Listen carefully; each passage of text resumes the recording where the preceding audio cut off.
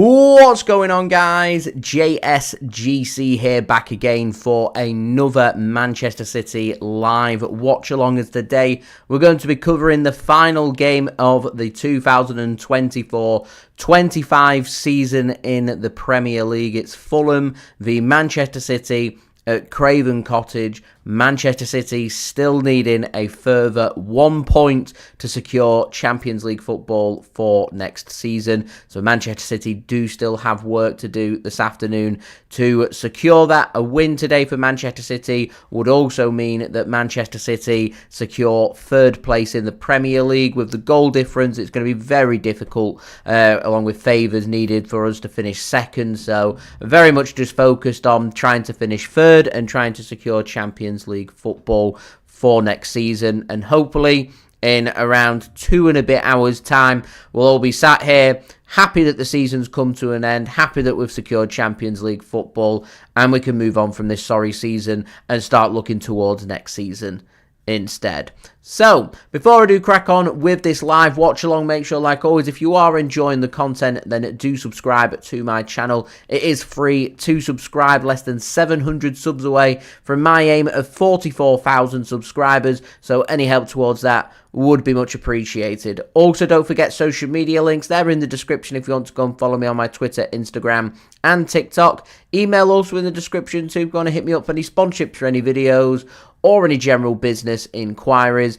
Don't forget as well to leave a thumbs up on the live stream. We are aiming for 100 likes. It'd be nice to hit 100 likes and have a good end to the season. We're now less than 86 likes away from 100 likes, so any help towards that would be much appreciated. Also, don't forget as well to leave your thoughts in the live chat. Douglas, welcome. Thank you for tuning in. Much appreciated, and thank you very much for encouraging my channel over on some of the other City channels as well. Much appreciated. AC, thank you for tuning in today from India. We've got India in on the room, so let me know where everybody is tuning in from. John, thank you. Joe, I hope I pronounced your name correctly there. It's the J-O-H that's thrown me off. I'm so used to seeing an N on the end and going with John, and that's my mind processed it as John. Joe, welcome. Going with a 3-1 Manchester City win today. Andrew, welcome. Going with a 4-3 Manchester City win, so do get your score predictions in the chat.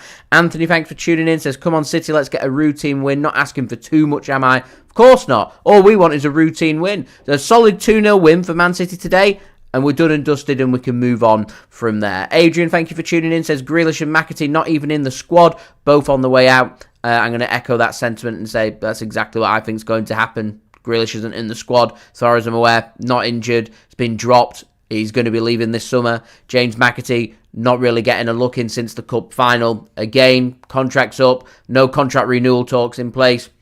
It's on his way out. That's what's going to be happening. Niall, thank you for tuning in. We can speak about some Man City transfers, of course. Once I finish speaking about this game in the build-up to this match, we can speak a little bit about transfers. Not a problem. Abhishek, thank you for tuning in. Much appreciated. We've got India again in the room. Popular in India today, which is fantastic to see. Andrew, thank you for tuning in. Tuning in from the Caribbean, Trinidad and Tobago in the room. So fantastic. Thank you, everybody, for tuning in so far. I do have my poll rolling in the chat as well if you want to go and leave your votes as to who you think is going to be winning today's game. 6% going with a Fulham win, 3% with a draw. Nice and optimistic. 91% here of voters so far thinking Man City winning today's game. Niall tuning in from the United States of America as well. We've got the USA in the room, which is absolutely brilliant to see. So before I do speak about the lineups for today's game, I do want to speak about today's video sponsor, which is brought to you by SofaScore.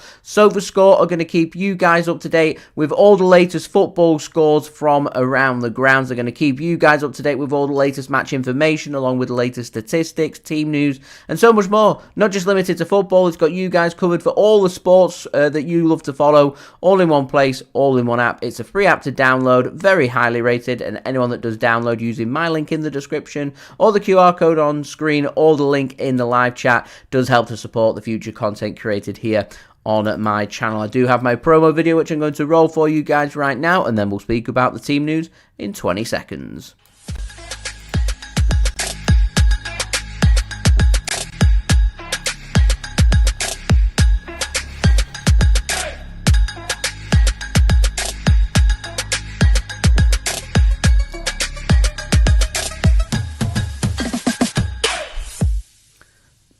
And a big thank you to SofaScore for sponsoring today's live stream. It's even got Niall's seal of approval, says use SofaScore every day. And he loves using it, which is absolutely fantastic to hear.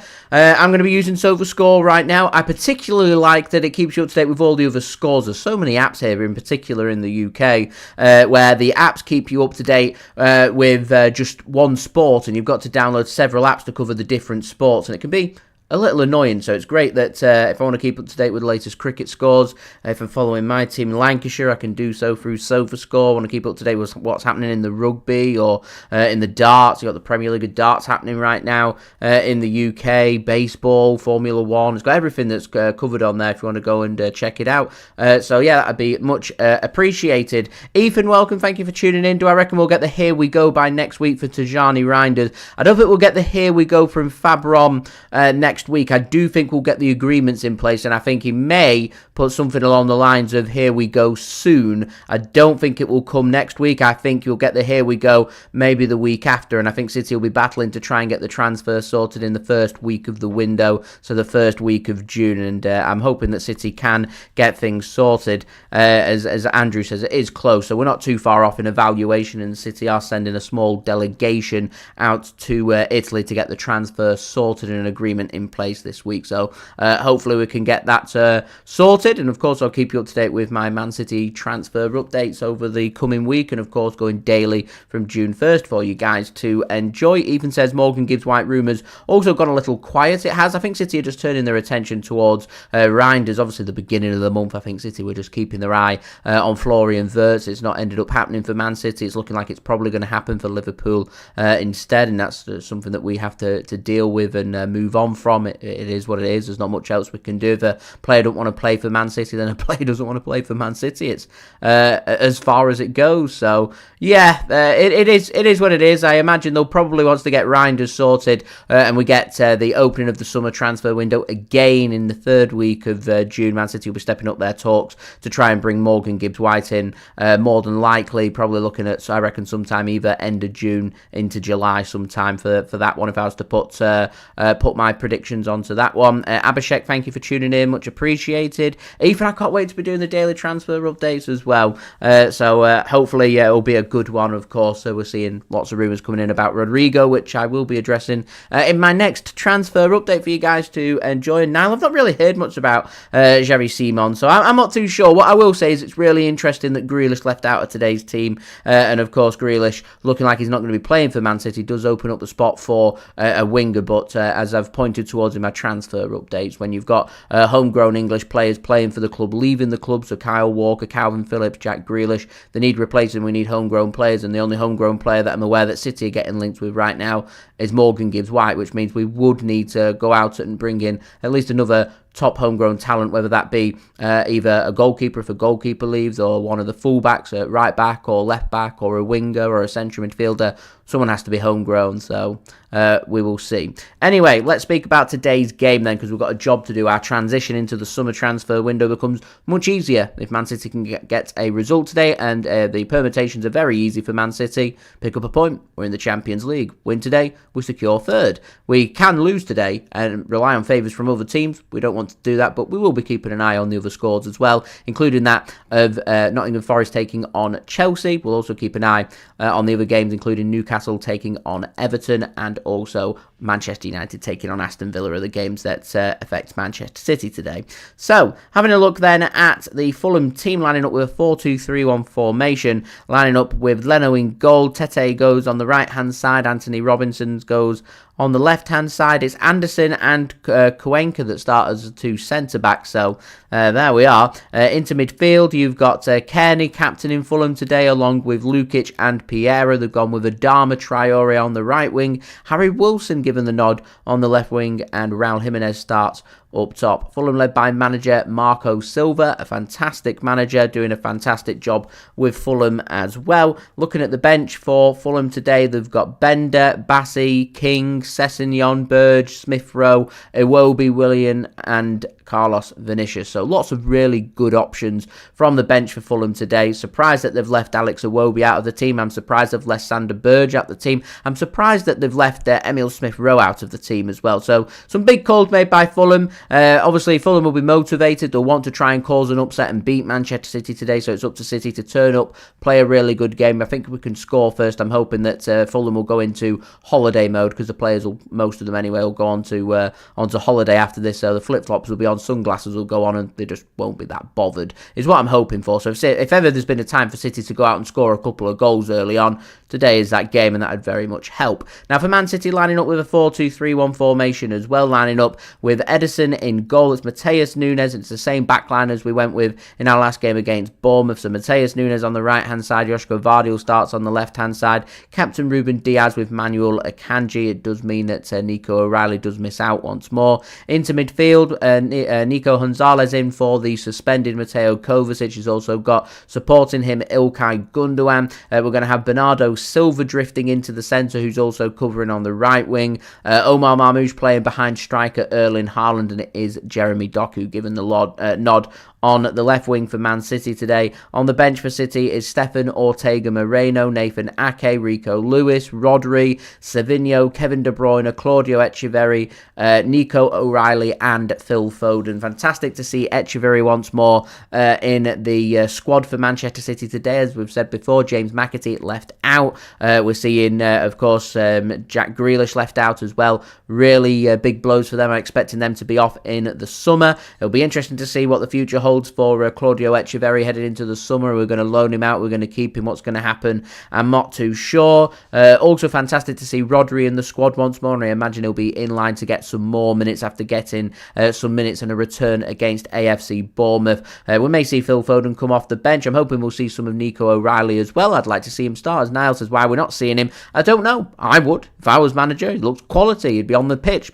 But here we are. And then finally, Kevin De Bruyne, looking set for a move to Napoli, playing in sky blue once more into next season. Some conflicting reports about whether it's going to be a 2-year or a 3-year deal.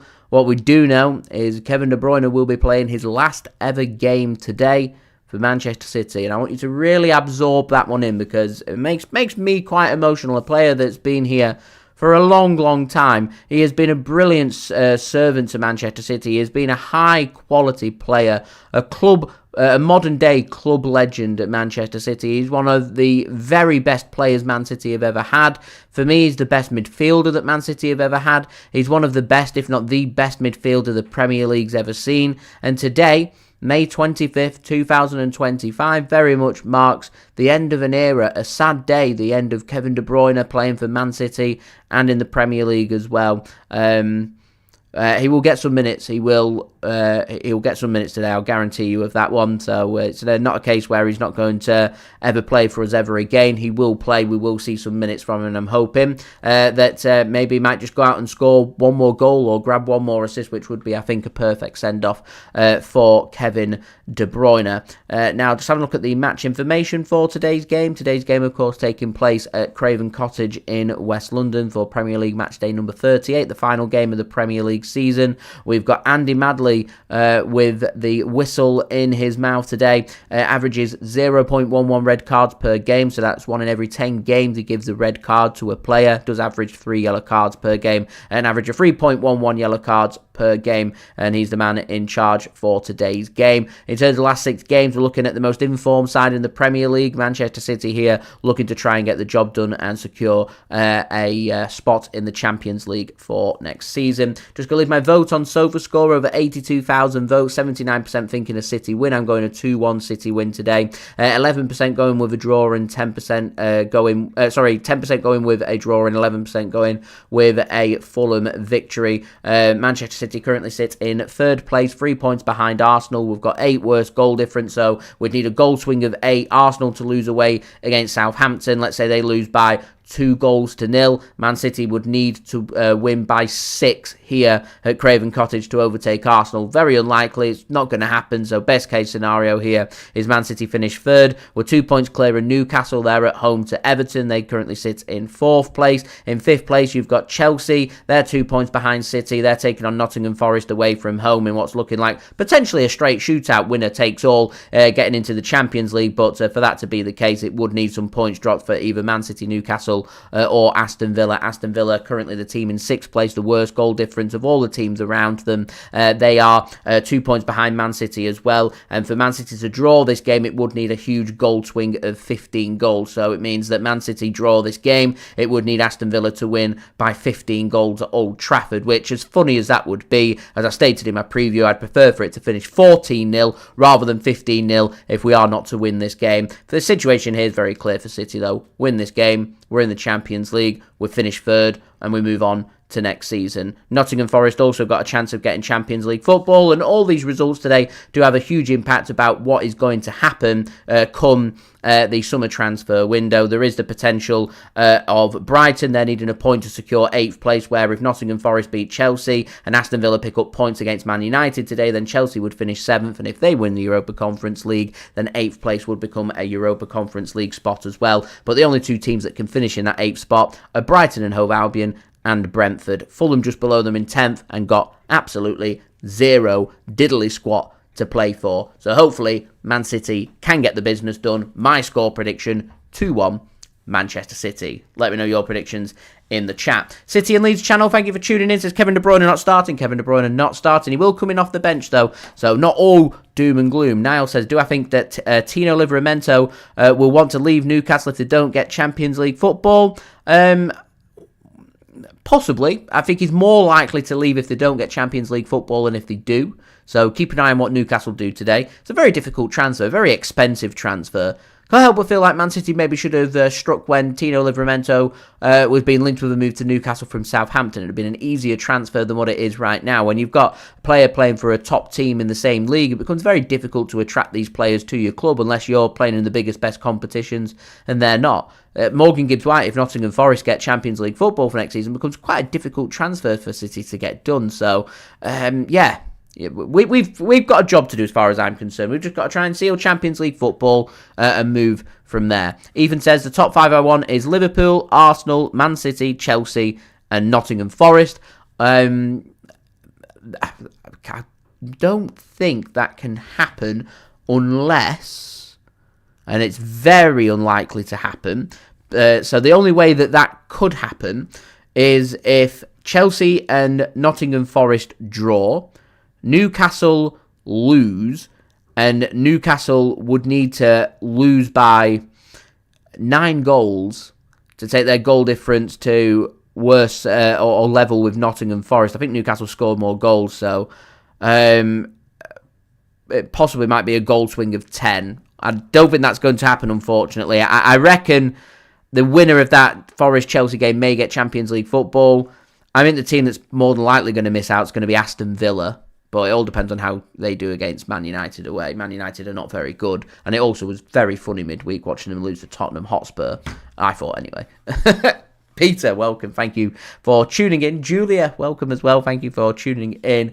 Adrian says, I'm hoping Chelsea will beat Nottingham Forest today. I've got a feeling that Chelsea will be beating Nottingham Forest in a close game. I can't see that being a draw. I can see there being a winner. And I think if there is going to be a winner, I can see it being Chelsea rather than Forest. But I'll keep an eye on it. And I'd appreciate anybody in the chat keeping everybody else up to date with all the scores, in particular all the ones that have meaning. So the games from the City ground, from St James's Park and from Old Trafford, Trafford, please, just so we know what's happening. And it's unlikely, but we'll keep an eye on Arsenal as well. If they go 3-4-0 down, then there we go. We'll see. John, welcome. Thank you for tuning in. You have been AWOL, as Julia says, but welcome once more. Much appreciated. Do hope you are well. So, I'm going to have to find a stream because today's game is not being broadcast in the UK. Ridiculous that loads of games in the English Football League's broadcast, but what's not being broadcast is the Premier League, and there's no reason why every game couldn't have been on the red button.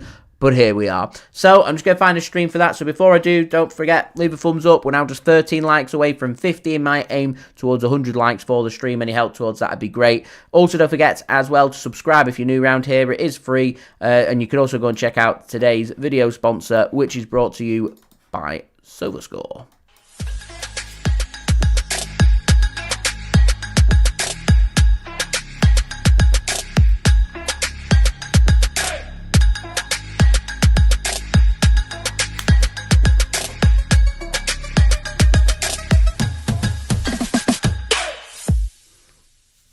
And a big thank you to SofaScore for sponsoring today's video. It is much appreciated. Right, just getting a stream sorted for today's game so we can do a live watch-along. We are only 4 minutes away from kickoff, so players should be making their way out of the tunnel. It's a very unique ground, Craven Cottage, and we do have players making their way out. It's an open tunnel as they come out of the... I think they come out of the cottage.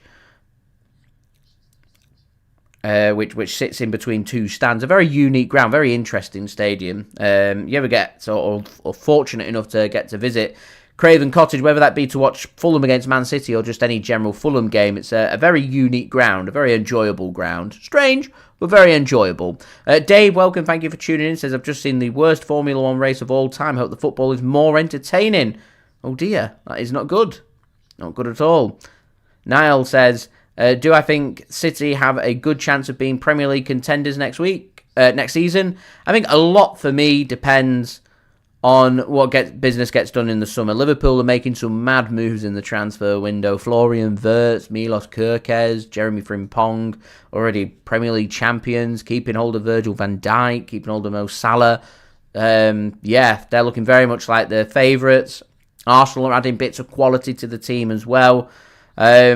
So it's up to City. They've got to add quality to their teams. I think City are needing 4 or 5 really good signings to try and make us compete, because if not, I don't think we will compete. We're transitioning. It's going to take a bit of time. It might take a season or two. If we have to go a season or two to fully transition to get things right for a season or two's time that we can compete on a regular basis for the next 5 to 10 years, then it is what it is. It's been a roller coaster of a ride. We've been 4 times consecutive Premier League champions. We've been treble winners. The era is very much coming to an end, and it might take a couple of seasons to transition. As long as progress is being made season on season, I think I'd be happy with that. I don't think that's out of the expectations. To ask to compete for a Premier League title isn't out of the expectations. I'm not saying I want Man City to be winning it season upon season. I'd like that, but that's not my expectation. My expectation is to compete, and I think my problem that I've had this season is we haven't competed.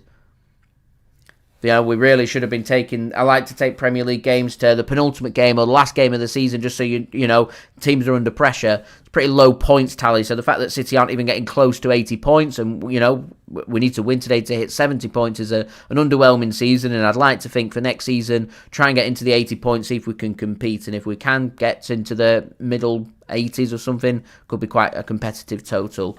We'll see.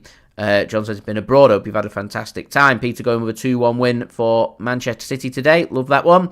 Niall, I reckon Rodri will get 20 to 30 minutes today. I reckon. John says, using Puma balls. I didn't know that for next season. Moving away from Nike. I did hear they were moving away from Nike. I just didn't know it was Puma that they were taking over. Well, there we go. Interesting. Andy, afternoon. Hope you are well, my friend. Julie says, I'm relieved that Spurs won a trophy. But they're relieved as well. I'm relieved that it weren't United. Neither team really deserve Champions League football for next season, but hey, here we are. Adrian says, if Nunes isn't making a mistake, City win this game by 3-1. Andrew, no. Kevin De Bruyne starting. He will get some minutes today, I guarantee you of that. Adrian, I'm very happy to see Nico Gonzalez as well starting. Andy says he's in sunny Glossop. Hope you have a fantastic time. So, just before we crack on with today's live watch along, make sure, like always, if you are enjoying the content, then do subscribe to my channel. Do go and check out my social media links. They're in the description if you want to go and follow me on my Twitter, Instagram, and TikTok. Email also in the description too if you want to hit me up for any sponsorships for any videos or any general business inquiries. Don't forget to leave a thumbs up on the stream. Get your thoughts as well in the live chat. And do go and check out today's video sponsor, which is brought to you by SofaScore.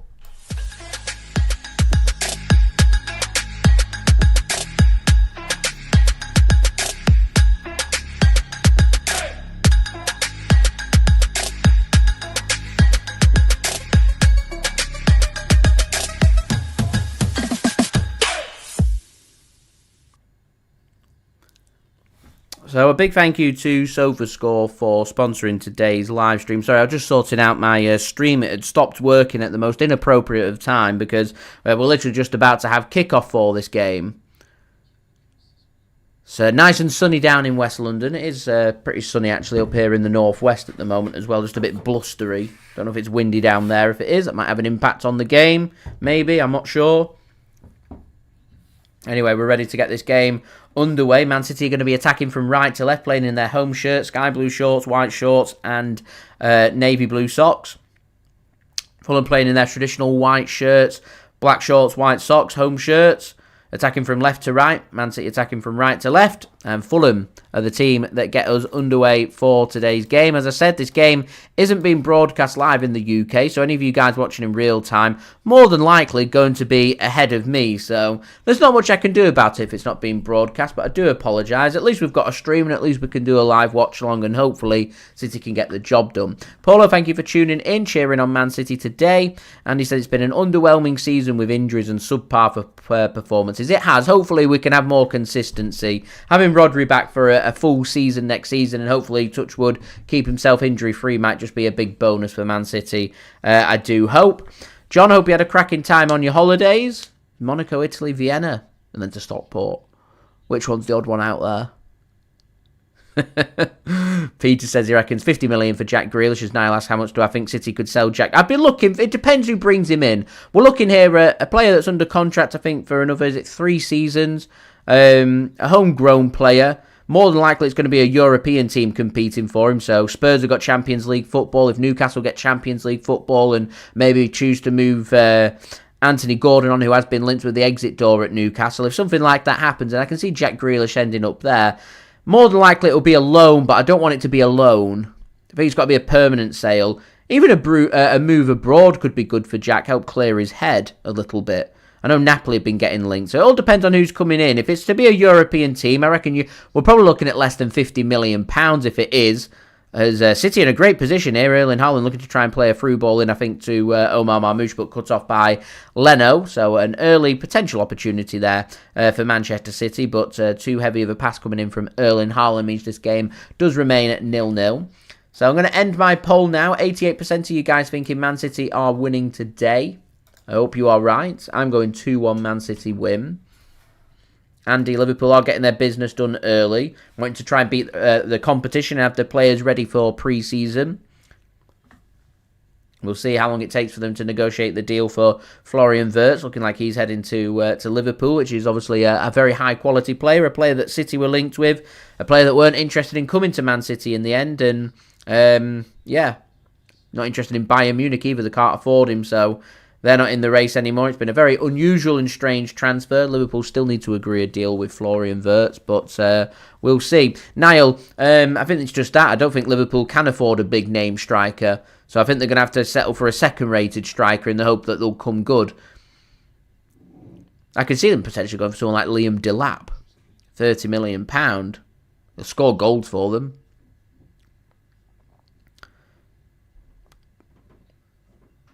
Is there that many high-quality attackers, strikers out there that's available? I mean, getting with a move for Julian Alvarez, but it cost them north of £100 million, so I can't see that. Anyway, back to the Grealish thing. Yeah, 40 to £50 million if it's a European team. If it's an English team, I'd probably looking for around 50 to 60 million, I'd say, represents a fair value for Grealish. In particular, if they're a Champions League team. So good direct pass that from City, working it from right to left. Here's Doku, then edge of the Fulham penalty area. Puts a cross in, dealt with well by Antonee Robinson. Nico Gonzalez mops that up for Manchester City. City now just working it to the right-hand side. City dominating this ball early on.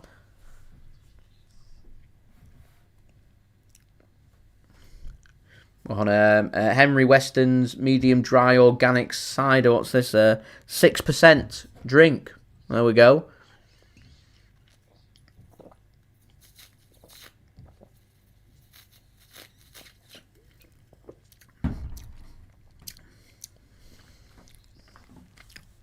It's not a bad drink.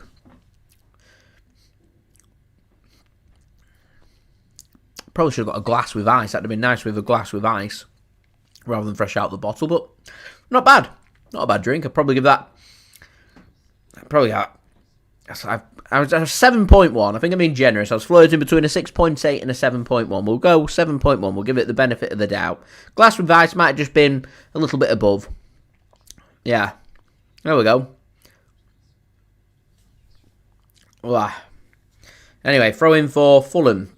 Very interesting point made there by Andy. He says, if United do not beat Villa, they're going to equal our 2000-2001 points tally, where Man City were relegated. Now, I say used to, I think it's still very much the mentality that everybody has, which when you're fighting relegation, the ambition is 40 points. That's the safety net, that's the barrier. You want to hit 40 points. When you get 40 points, you're more than likely going to be safe. There's been the odd couple of seasons where 40 points hasn't been enough, and you've needed above 40 points. And had the Premier League points tally at the bottom been a 40-point season this season, Spurs and or United could have been in serious bother about being relegated. That's how bad Spurs and United have been, yet Spurs win the Europa League, and they're now playing Champions League football. So yeah, there we go. Niall, I don't see Florian Wirtz staying at Bayer Leverkusen with the position that they're in now. Now he's picked a club and everything. For me, he's got to leave. It's all about will Liverpool pay the big money. So guys, don't forget, leave a thumbs up. Just 8 likes away from 50. Subscribe if you're new around here. And SofaScore, today's video sponsor, is in the description. If you want to go and check them out, that'd be much appreciated. Or you can use the link in the live chat. So City managed to win themselves a free kick there. Omar Marmoush has just had a free kick, but it weren't really that close. And it's put into the stands by City. It's been a nice positive start by Manchester City. City just pushing, trying to grab the opening goal. City fans making a lot of noise at Craven Cottage. Have released a new chant about Ruben Amorim at Manchester United. Fulham, not hit the fans, not had any attacks, not really done anything as of yet. So yeah. Adrian says City will be looking to get 30 million for Grealish because of his high wages. Again, it depends who's going to come in for him. I don't think wages. He'd probably have to take a little bit of a wage cut if he's joining another Premier League team. But you know, Newcastle get Champions League football. Chelsea decide to come in for him, or Spurs, who've got Champions League football, come in. They can all afford 200 to 300,000 pound a week players. Put some bonuses in there, and I'm sure he'd sign. And English talent tend to come with a premium. That's why I suggested a loan, because the clubs will want Man City to pay a little bit for him. That's a good through ball. Is Erling Haaland squares the ball across, and that'll be a corner for Manchester City. Well defended that by Koenka for Fulham, and that'll be a corner for City. Marmoush, I can see him being on fire next season. But this is what City have really been lacking. We've been lacking players who are going to chip in with the 15, 20 goals. There's been an over-reliance on Erling Haaland having an outstanding goal-scoring season to pull in and get the goals for City. We need other players chipping in with the 10, 15, 20 goals a season, and that's what Marmoush is going to do. As there's a corner here for City. And thank you very much, Andy. 10 million views today. Very excited. It's a big milestone as it's deep by City. It's getting hooked back in. Headed clear eventually by Fulham. Falls to Jeremy Doku. I think he's having a shot there. He sliced it. Akanji heads it and finds Omar Marmoush. Another ball's going to come in from Bernardo Silva to the back post, and Doku's ball back across. Not very good. Yeah, thank you very much, Andy. 10 million views. It's a big milestone. Always look for the big milestone. So, 1,000 subscribers is a big deal. 10,000 subscribers is a big deal. 100,000, a million, they're big deals. 1 million views is a big deal. 10 million views is a big deal. 100 million views is a big deal. And 1 billion views is a big deal. So we've managed to surpass 10 million views today on the JSGC channel. So I want to say a big thank you to you guys. It is much appreciated. I've been informed here by a couple of people that Crystal Palace are now 1-0 up against Liverpool at Anfield. Big celebration party. I did say in my predictions about how underwhelming it can be that Liverpool's form hasn't been very good and they could end up losing today at Anfield and then lift a Premier League trophy, and whilst they'll celebrate and they'll enjoy it, it doesn't quite feel the same as when you've won a game to losing a game and then you lift a trophy. It's quite a strange feeling that you lose a game but you lift a trophy. So, interesting that Palace have taken the lead.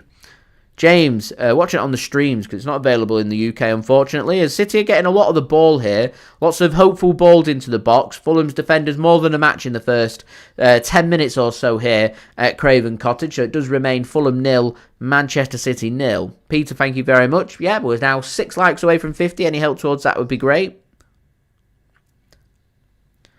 Manchester is blue. Thank you for tuning in. Yeah, we need players that are going to chip in with goals. I've been looking for Savinho and Doku next season to be getting more goals. If Grealish was staying, I'd be wanting more goals. We need players chipping in. And I want to be seeing much more from the City attackers in scoring 10, 15, 20 Premier League goals. That's what I want to see. You know, if Haaland turns in and puts 25 goals in the onion bag, Marmoush comes in and puts, 15, 16 goals in the back of the net, I'd be looking at Savinho and Doku to be providing 10, 11, 12 goals from either wing. Plenty of goals, plenty of creativity, plenty of attack, plenty that's going to keep defenders really occupied, that they're going to have to drop a little deeper. Because at the moment, we look a bit isolated in attack and it looks a bit disorientated. It's looked better in the second half of the season, and it's only looked better once we brought Marmoush in. So I think adding more goal threat to City's attack in the summer could be good. Manchester is blue. Reinders can chip in with goals. Gundogan's getting no younger. He's old, so I don't think he's got the legs and pace to consistently do it, because Gundogan used to chip in and score goals. Rodri will chip in and score goals.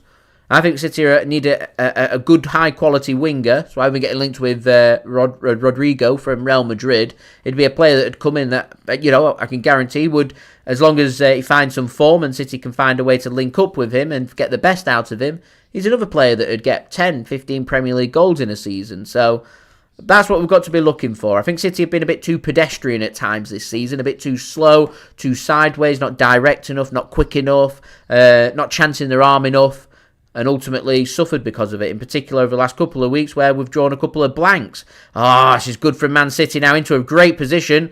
Can they get a ball across? They can, but it's headed clear by Fulham. They're getting into good positions here. We're getting into good positions, and Fulham are dealing with them pretty well, actually. And Fulham are, I think, been given a free kick.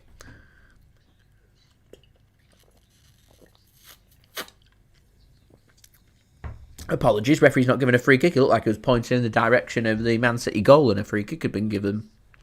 Players are playing on. City edge of the penalty area, cross comes in and collected by the keeper. Rodrigo, I think, could be used as a winger. I think City have been looking towards the right wing and left wing for Rodrigo. Obviously, Savinho occupies on the right-hand side, Doku occupies on the left-hand side. Marmoush can cover either flank. But we let Jack Grealish go, and our other options become Oscar Bob coming back from injury. Useful player to have. Very useful player to have. Other options are Foden and Bernardo Silva. With Kevin De Bruyne leaving and City needing fresh legs in midfield, I imagine the plan's probably to be utilising more of Foden and Bernardo as central midfielders rather than wingers. So, for me, I'd like to see a nice high-quality attacking winger signed. Traditional proper full-back signed. Give us these good options. We've not looked at fullbacks in nearly 10 years, so high-quality positions that we need to be adding good quality in the summer. And I spoke about my fear about Florian Wirtz costing £126 million, plus you're looking at over £100 million in wages over a 5-year contract. Is that expensive that, for me, if not signing Florian Wirtz means we can go out and bring in 2 or 3 quality players in other positions, then I feel like because we're transitioning, we need them quality in other positions. Whereas, Liverpool obviously feel like they only need to tinker a little bit with the team. A couple of new fullbacks, not going to break the bank for Kirkez. They're not breaking the bank for Jeremy Frimpong. They're looking at around, what, 70 to 80 million pound for them two players, and then spend big money on bringing in Florian Wirtz. And in terms of transfer fees, they're probably looking at about 200 million pound, and then they'll probably try and invest. I reckon they'll go cheap with a striker, and they'll probably look to spend maybe 20, 30 million pound on bringing a striker in. So we'll see. We're not really been linked with Rayan Cherki. He's a good player. I'd like to see us be linked. I'd like to see us make a move. But we've not really been linked. Don't know why. I think we're too busy looking at, some people anyway, looking at direct like-for-like replacements for Kevin De Bruyne, and you're not going to get a like-for-like replacement for Kevin De Bruyne. What City need in their midfield is players who can run, players who can pass, players who are quick, players who've got a lot of energy is what we need in our midfield. I don't really look at Florian Wirtz. I don't look at what Liverpool's doing. I look towards the model of what Paris Saint-Germain are doing, an adaptable team who can attack and also defend very well, and they've got midfield players who create and run. They do both. That's the standard that we're looking at. Really, we should have been in for the likes of Vitinha. We should have been in for the likes of João Neves, and we weren't. And that was a mistake. Just as much of a mistake as not signing Florian Wirtz for me, but hey, our name wasn't out there, so people don't talk about it. Here's Doku. Puts the ball in. Headed clear. City keep going to that near post, and they keep winning the headers. Not working. Andy, Kevin De Bruyne, yeah. I think he still has a couple more years in him, but City want to try and change things up, freshen things up. Need some fresh legs. De Bruyne's going to be the player that makes way. I think because we've got Bernardo and Gundogan heading into the last years of their contract, I think they'll end up staying at City this summer, and you'll see both them players leave next summer, and we'll continue the transition for another 12 months from there. As I said, this transition won't be done until probably the summer of 2027, so it takes a bit of time. In the meantime, I want to see progress be made and Man City competing. If we can do that, then we'll take it from there. It may mean that we don't win the big trophy for a couple of seasons. We've won plenty of big trophies that, we've got to get the transition right. But we've still got a job to do. We need Champions League football to help with this transition. So we've still got we've got a point at the moment. It's 0-0. The longer this stays 0-0, I think the more nervous we'll all become. Anyway, we're just one like now away from 50. Any help towards that would be great. Subscribe as well if you're new around here, and do go and check out SofaScore, today's video sponsor. 16 minutes in here at Craven Cottage. Ball worked again to the right-hand side here by Manchester City. That's a good ball. Here's Jeremy Doku then. Takes his man on. Plays a pass, and it's a hammered pass, and Fulham get everybody back and manage to get a foot onto that, and they can bring this one clear. Looking towards the counter-attack. What players have they got forward? Who can do something? That's the question. Where's the outlet for Fulham? It could be a long afternoon for them with nothing to play for if they're just going to sit deep all game. Man City are just going to look to try and pick them off, but City have struggled a little bit over the last couple of weeks with teams who park buses. Fulham aren't a team that I, think about, they're a great defensive team, but they do know how to defend. And City have got to be at their creative best to make something happen. We do get Champions League with a draw today. I just think we'll more get nervous if the results are going against us. And all of a sudden, this is 0-0 into the, final 10 minutes. Let's say Villa are beating United. Chelsea are beating Nottingham Forest, and Newcastle are a couple of goals up against Everton, and we're 0-0 here in the last 10 minutes. We're all going to be very nervous.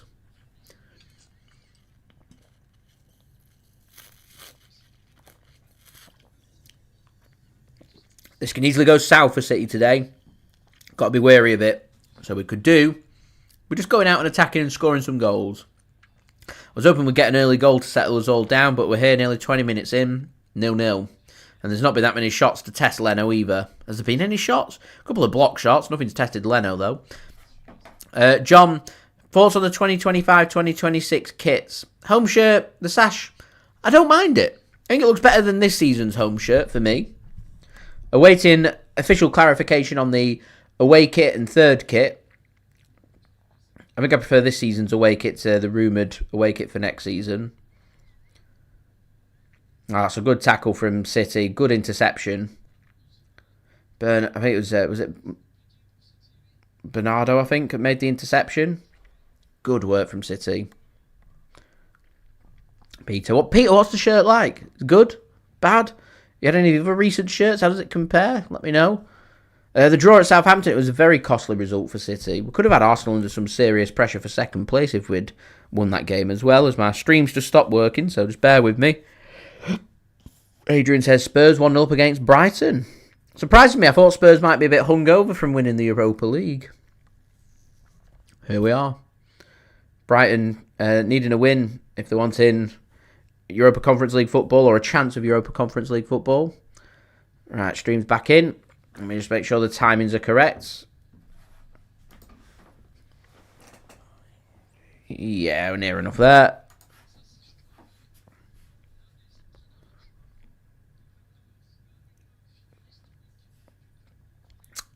Right, Fulham just growing in confidence a little bit in these last couple of minutes. Knocking the ball around and just trying to get forward and cause problems. They're trying to get Adama Traore, obviously full of pace, to cause some problems. My City have got to be wary. Anyway, guys, don't forget, leave a thumbs up now. Just 43 likes away from 100. Subscribe as well if you're new around here. And do go and check out today's video sponsor, SofaScore. Links and details there in the description. So, here's Tete playing a ball forward. It's going to be cut off by Josko Gvardiol.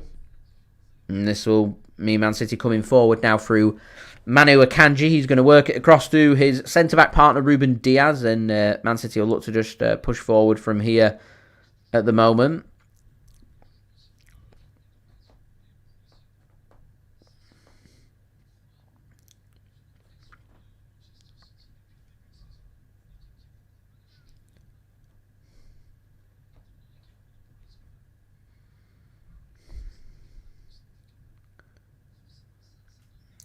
Is Manuel Akanji then to Ilkay Gundogan. He's just going to work it to the right-hand side. Robinson can't win the header. Here's City then coming forward into the penalty area. Nunes can't quite. And there it is. I think that's gone in. It's an overhead kick. It's a tidy finish, that. Really tidy finish. It's Ilkay Gundogan with the goal.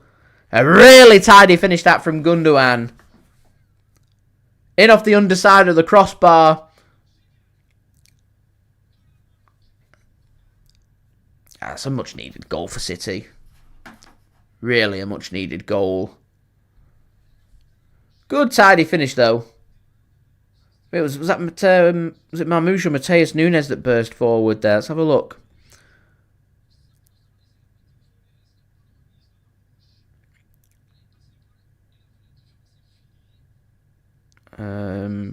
He's not offside there, is he?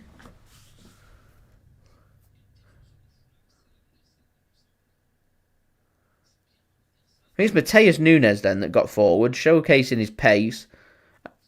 And for the most part, he's looked pretty good on that right-hand side. It's a really good finish from Ilkay Gundogan. I'm just making sure that it's not offside.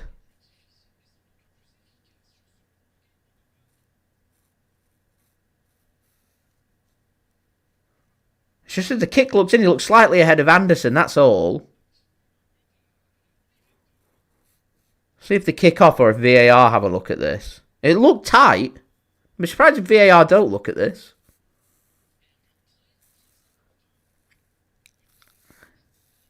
Yeah, VAR having a look at it. Possible offside. I said he looked offside.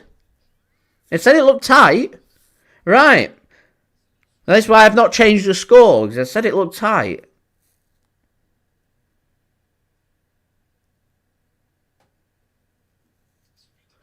Yeah, goal given. There we go. Confirmed onside. Ilkay Gundogan does get the goal for Manchester City. I mean, he's not scored many. Has he scored any? I'm trying to think of a Gundogan goal this season. So the good finish from Gundogan does stand, and he loves a goal on the final day of the season, doesn't he, Silky Ilky? And Manchester City 1-0 up here. And what we want to do now is try and put this game to bed. I'm hoping now that this will be Fulham putting the flip-flops on and thinking about their nice sunny holidays. Where do we reckon the Fulham players will be off to? It was tight. It was tight. About half a yard onside there, Ilkay Gundogan. Pretty quick for VAR. I think the automated technologies help make the decisions a bit quicker.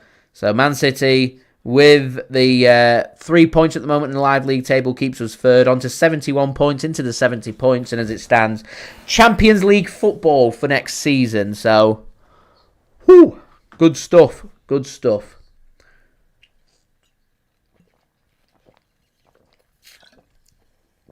Andy reckons they're off to Blackpool. Adama oiling himself up. Ready to go on the big one.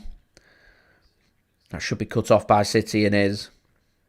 Good work by Manchester. That's good. Good defending from City. Good defending from City. And that will be a throw-in for Manchester City. Harry Wilson just trying to cause a bit of a nuisance there for City. Yeah, no, I'm hoping the players will start thinking about the holidays this time of year. Well, they'll be off to... probably some of them will be off to the likes of Dubai. Get some really nice weather in. Imagine some of them will be off to the likes of the Spanish islands, Greece, Turkey. Off for some nice weather for 4 weeks or so. Some of them will be on international duty. There's another chance here for City. Kill this off! Kill this off! Good block. Good block from Fulham. Good block.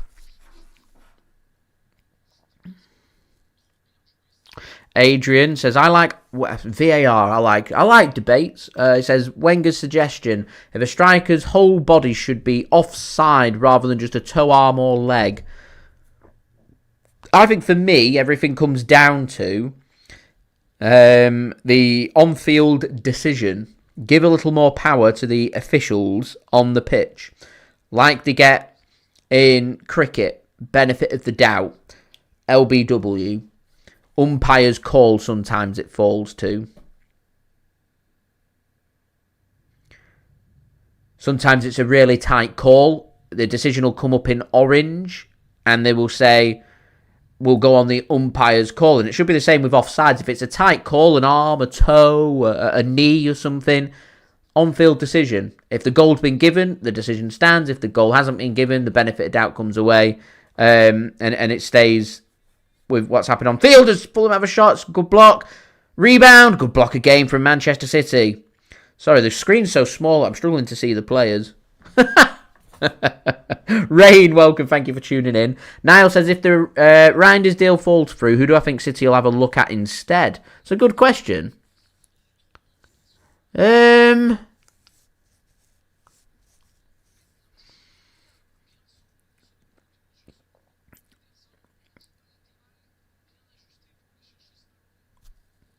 I'm trying to think of a player who'd be able to kind of occupy in that 8 role.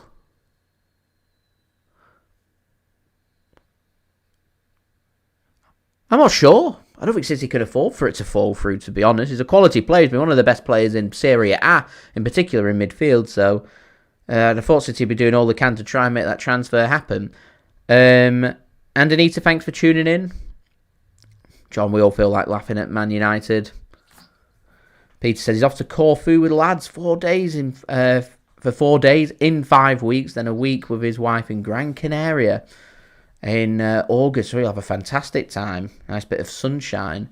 Manchester is blue. I'm going to echo what Peter said. I'm not off to Corfu, but I'm off to Greece. I'm off to Crete in 3 weeks' time as a celebration for my early 30th birthday for a week, which should be nice. Hopefully the weather will be nice as well.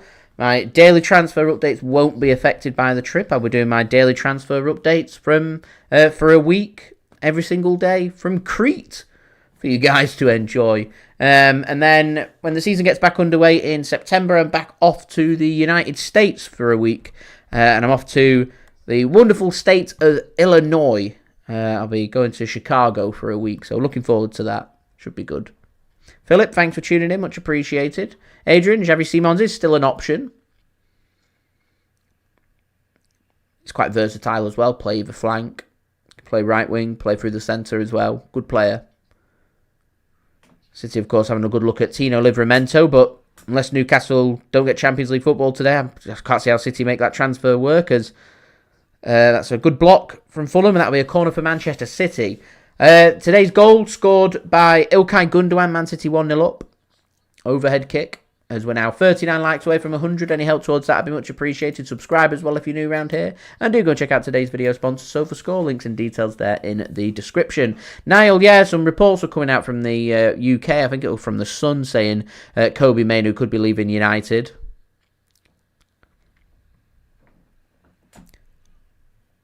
Don't think it'll be to City, though. And thank you very much, Peter. I've never been to Greece before, or to Crete. It's the first time going, so hopefully it'll be really nice. I heard good things about the Greek food, so looking forward to that. Sure, I'll have a blast.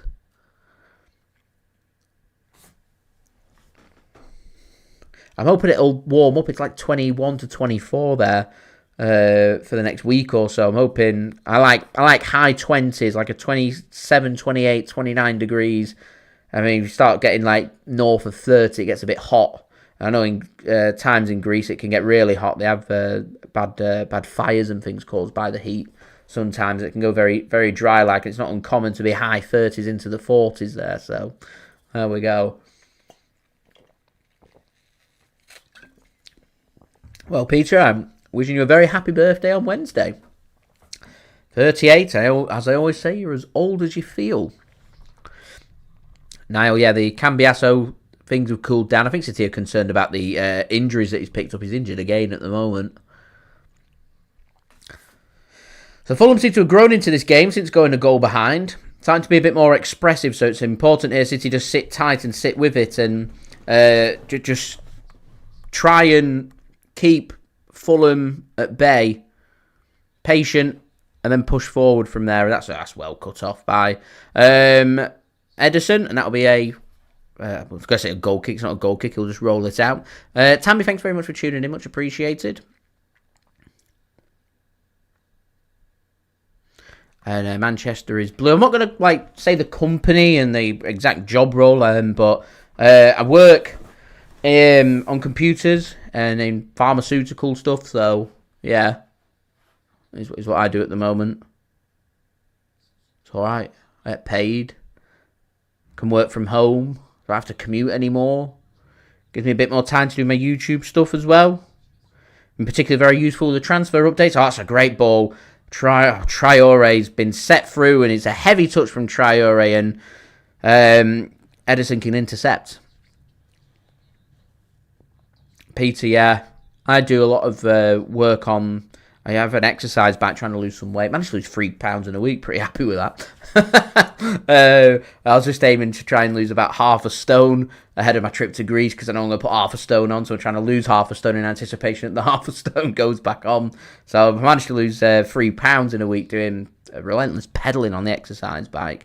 Tires me out as well. It's hard work. But yeah. Whew. Rainier will be doing my live streams. I tend to do one every week. I think I'm aiming, all being good and well. Obviously, depends what my work schedule looks like, but I'm aiming for maybe most Fridays, Friday afternoon. Speak about transfers and stuff every week through the summer. Transfer show, I really enjoyed doing it last summer, so hopefully be able to do the same this summer is the plan. Keith, thanks for tuning in. Yeah, Spain, then the Mediterranean, it can get very hot. There you go. See, Peter, fantastic stuff. Good to hear. So that's the same thing I'm aiming for. If we can get £3 a week, I'd be at £9 after 3 weeks. So it's the way forward. And I find just moderating on what you eat. So I've not been eating any snacks, no chocolate, no crisps, no biscuit, nothing. Literally just 3 meals a day. Cereal, sandwich, my tea. That's it. I'm naughty today. I'm on a beer. First beer I've had in a while. Naughty. How much sugar and everything's in this.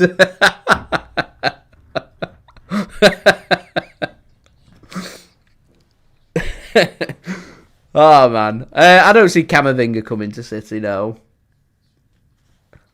Oh man, I'm hot under the lights here. Oh, my stream stopped working.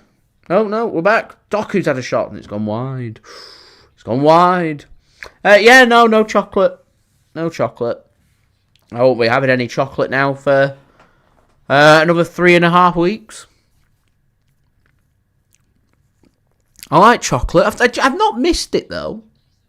I've not missed it. I like it, but I've not missed it. Not really craved it. Even you talking about it's not made me think, oh, I really want some chocolate. I think it's once you get in that mindset, you're fine. It's just getting in that mindset. He's having chocolate right now, enjoy it. Why not? Oh, that's a slip. That should be a free kick for Fulham. There's a poor corner that from City. I think City need a new set-piece coach. That's another signing that City need in the summer. A new set-piece coach. Anyway, guys, don't forget, subscribe. Social media links in the description. SofaScore. You know where to find the link. Thumbs up. 37 away now. Good stuff. Got 11 minutes to half-time. If we could get another goal before half-time, we're looking good. Jean, thanks for tuning in. Says, can't wait for the Club World Cup to begin. Club World Cup conveniently begins just as I go away. So, I'm not too sure how much coverage I'm going to get from the Club World Cup, but I'll be keeping an eye and I'll be giving my thoughts and stuff ahead of the Club World Cup. Almost treating it as Man City's pre-season. I'm not too sure how we're going to work the holidays and stuff for the players this summer because a lot of our players are going to be on international duties. Fulham have got a chance here. Edge of the City penalty area. Overlaps come in. Cross is going to come in. It's deep. To the back post. Shot comes in. It's a good block. Another shot comes in. Oh, my word. Just wide. That was a chance for Fulham.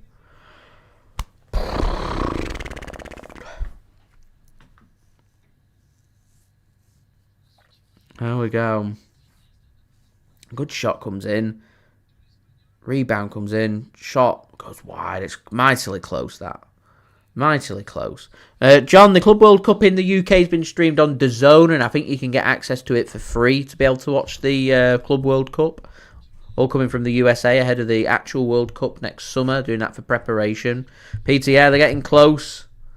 Antedita. I mean, there's a possibility that Trincao can come to City, but we'll see. There's no real solid links. Yeah, Jean, I'll be back. I'm going away 18th to 25th. So I'll be back for the 26th. So from there, should be good to stream as long as it's at an appropriate time. Start dealing with early hour games, in particular midweek. Nah, I have work early in the morning, so I'm not going to be able to commit to that.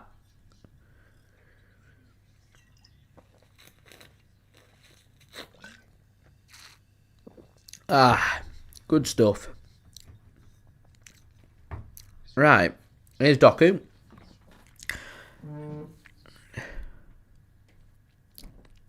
To Eddie. Gives the ball to Akanji. Now, says how many live transfer. I mean, I do transfer shows rather than live transfer updates. So I'll be doing them once a week. Is when I'll knock them out. As I said, I'm aiming for every Friday for consistency. Tend to have more time on a Friday, so I'll be doing them on a Friday. Club World Cup starts 18th of June for Man City. I'm not too sure when the actual tournament starts.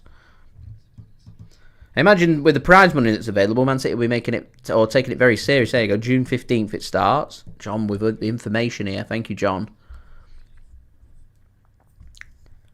So yeah, that should be a free kick for Man City, and eventually the referee blows the whistle. 8 minutes to go to half-time. It's not been a fluent game of football, this from City. It's got a real... I don't know, it's weird. Fulham are trying, but they're not like giving 100%.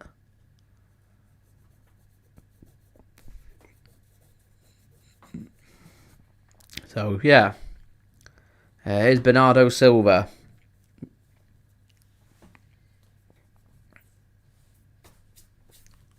Gives the ball to Ruben Dias. Stops working. Great. I don't understand why these games aren't being broadcast live. I really don't understand why they're not being broadcast live. Niall, thank you very much for the support. Much appreciated. We have fun on the live watch-alongs. Never really that serious. Just have a chat, have a laugh for a couple of hours while City are playing. Pretty chilled, pretty good. I enjoy it. I presume, get regular people coming in. Other people enjoy it. So, if I enjoy it, they enjoy it. Everyone's happy. Happy days. It's not happy days for me. Stream stopped working again. Oh, no, we're back. We're back. We're back. We're back. Oh, no. We're not back.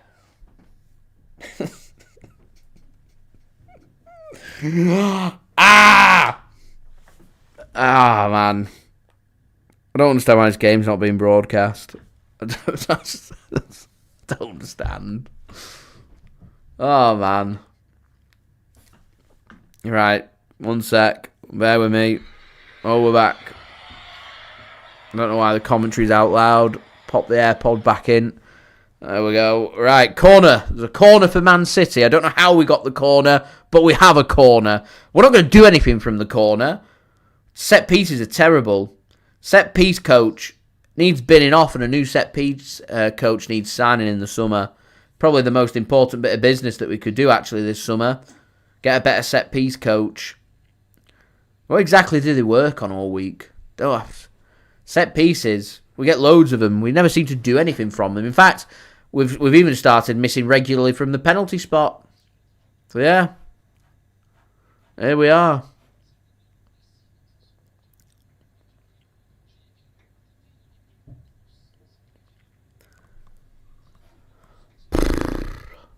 Yeah, technology.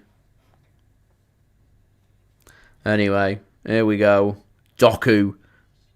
Oh no, it stopped. The commentator shouted Marmoush's name. I don't know if Marmoush has gone close. Maybe he's scored. Maybe he's not. I don't often give the chat permission to ruin it for me, but if Marmoush has scored, please let me know.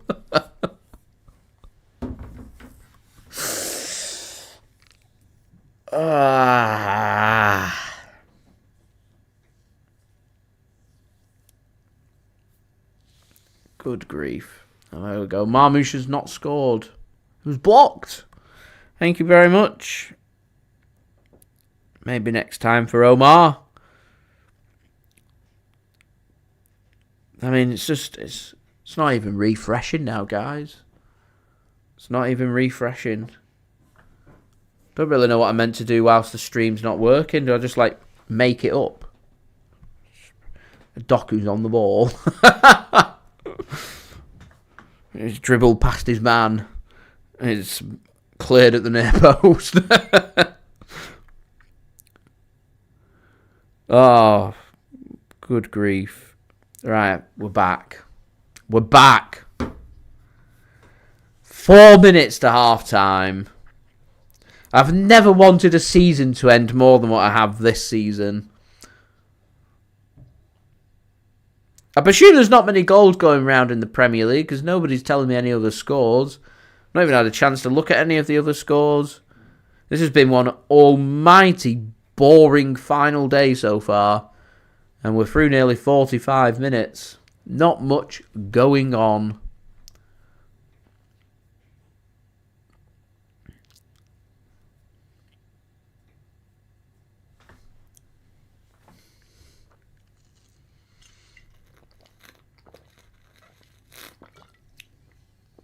Oh, there we go. Arsenal are winning 1-0. Arsenal can break down the Southampton wall.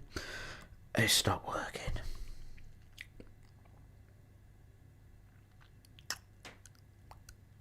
Oh, we're back. Sorry, guys. It's frustrating for me. Very frustrating. Brentford are 1-0 up. Here's Fulham. Big chance, this. Shot comes in. It's a great save. Chance. Oh, how have Fulham not scored? Fulham have had some massive, massive chances. I don't know how they've not scored them. So good save from Ederson. The follow-up really should have been 1-0. Brentford 1-0 up. Gundo's goal was a good overhead kick, a good tidy finish. Mordecai, thanks for tuning in from Zambia. The Rodrigo rumours, I'm not sure. I'm not too sure about these sources that have been saying this piece of information. Tierney scored for Arsenal, put them 1-0 up. West Ham now 1-0 up as well. I'll start to see some goals now. Here's Ederson then. It might just be a case here that City try and get to half-time.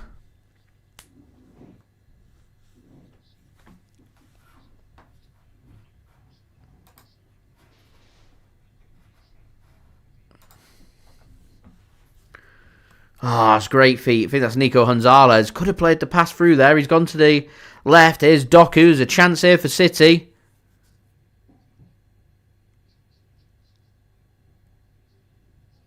Here's Nico. Cross comes in. It's not fully cleared from Fulham. And second attempt by Tete it will. And that'll be a throw-in for City.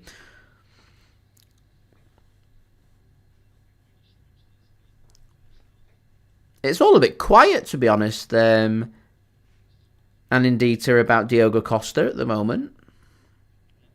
Niall, yeah, I think we're all going to celebrate in 45, well, about an hour's time, but in the next 45 minutes of football when the season comes to an end.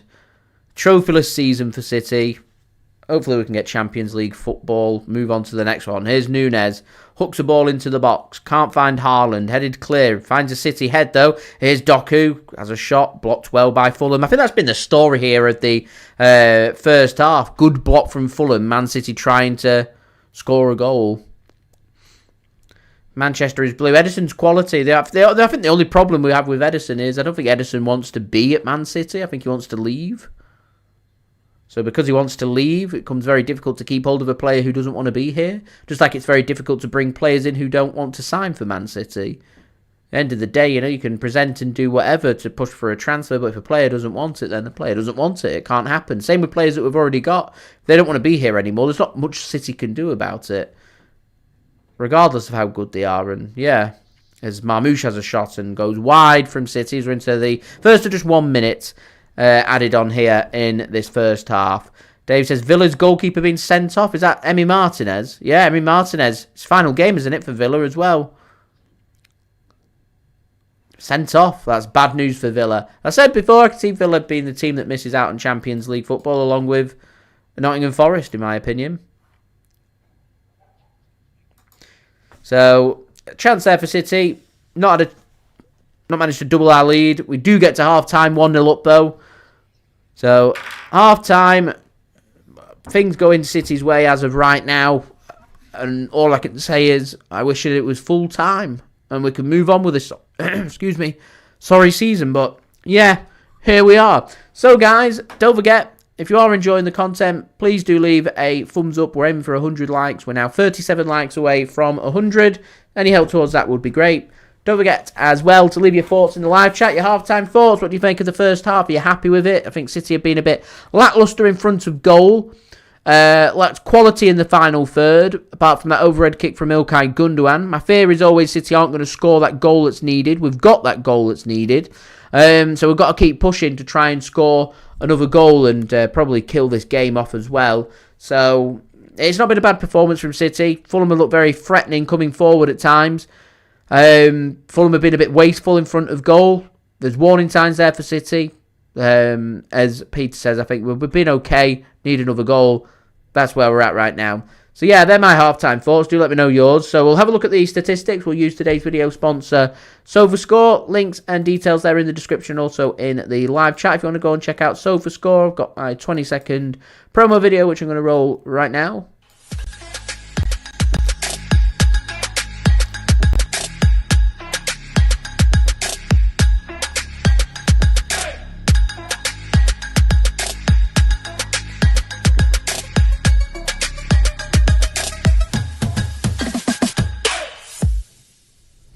So I'm just having a look at these statistics. They're actually pretty interesting. Expected goal rate, 1.25 for Man City, but 0.97 for Fulham.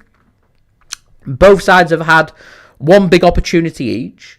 City have had twice as many shots, yet had made the keeper make 2 saves, same as Ederson, so the same amount of saves. City have had 1 extra shot on target, of course, being the goal. So for Fulham's 6 shots, 2 on target, no goal. Should have had at least a goal in that first half. Man City, 12 shots, just 3 on target. Needed that overhead kick for Man City to take the lead.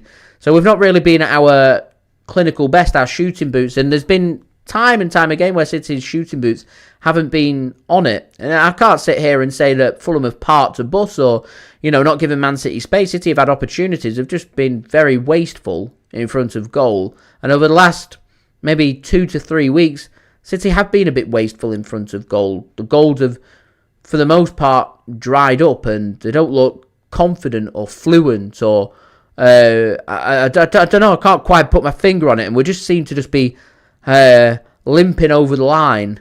It's the same in that 45 minutes. It was just a bit of a limp of a 45 minutes, and all we're hoping for is another 45 minutes of limping to get the job done. I can see Fulham scoring a goal, though, so I feel like City still need to score another. We'll see.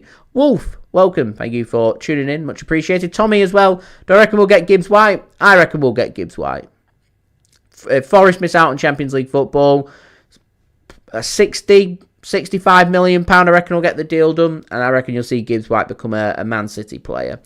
So we're going to go around the grounds. We're going to have a look at the scores from today. We're going to start off with the halftime scores in the Premier League, starting off at Dean Court. AFC Bournemouth taking on Leicester City. Neither team got anything to play for. Bournemouth can't get into Europe. Leicester already relegated. That game 0-0 at half-time. Fulham taking on Manchester City. Manchester City needing 3 points today to secure Champions League football. A point will do it as well. City 1-0 up, but not at the best. Ipswich Town taking on West Ham. West Ham got nothing to play for. Ipswich got nothing to play for. Already relegated. West Ham 1-0 up away from home at half-time. At Anfield, lacklustre from Liverpool. Crystal Palace 1-0 up at half-time. Crystal Palace got nothing to play for. Liverpool got nothing to play for. They're already champions. All they know is lifting the trophy after today's game. To Old Trafford, Manchester United taking on Aston Villa. United looking for a response from their defeat in the Europa League final midweek, taking on Aston Villa, who need a win to try and get Champions League football for next season.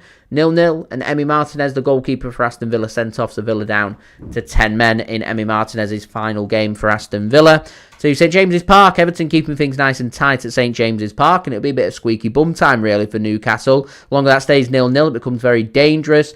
Same can be said with the Forest-Chelsea game, that's also 0-0. As I said, not many goals knocking around in the Premier League right now. Southampton taking on Arsenal. Arsenal 1-0 up away from home at half-time, looking to cement second spot in the Premier League. Tottenham Hotspur taking on Brighton and Hove Albion. Spurs 1-0 up at this moment in time as well. Brighton looking to try and get the top 8, but as it stands, they needing a point to do that. And because they're losing and Brentford are winning away from home against Wolves, it does mean in terms of the live league table, Liverpool are champions, Arsenal are second, Man City are third, Newcastle are 4th, Chelsea are 5th, Aston Villa are 6th on goal difference and would be missing out on Champions League football, with Nottingham Forest 7th on 66 points and missing out by a point. Brentford have leapfrogged Brighton into 8th spot, so as it stands, Brentford would finish 8th, but it does mean that unless Nottingham Forest take the lead against Chelsea and Aston Villa beat Manchester United,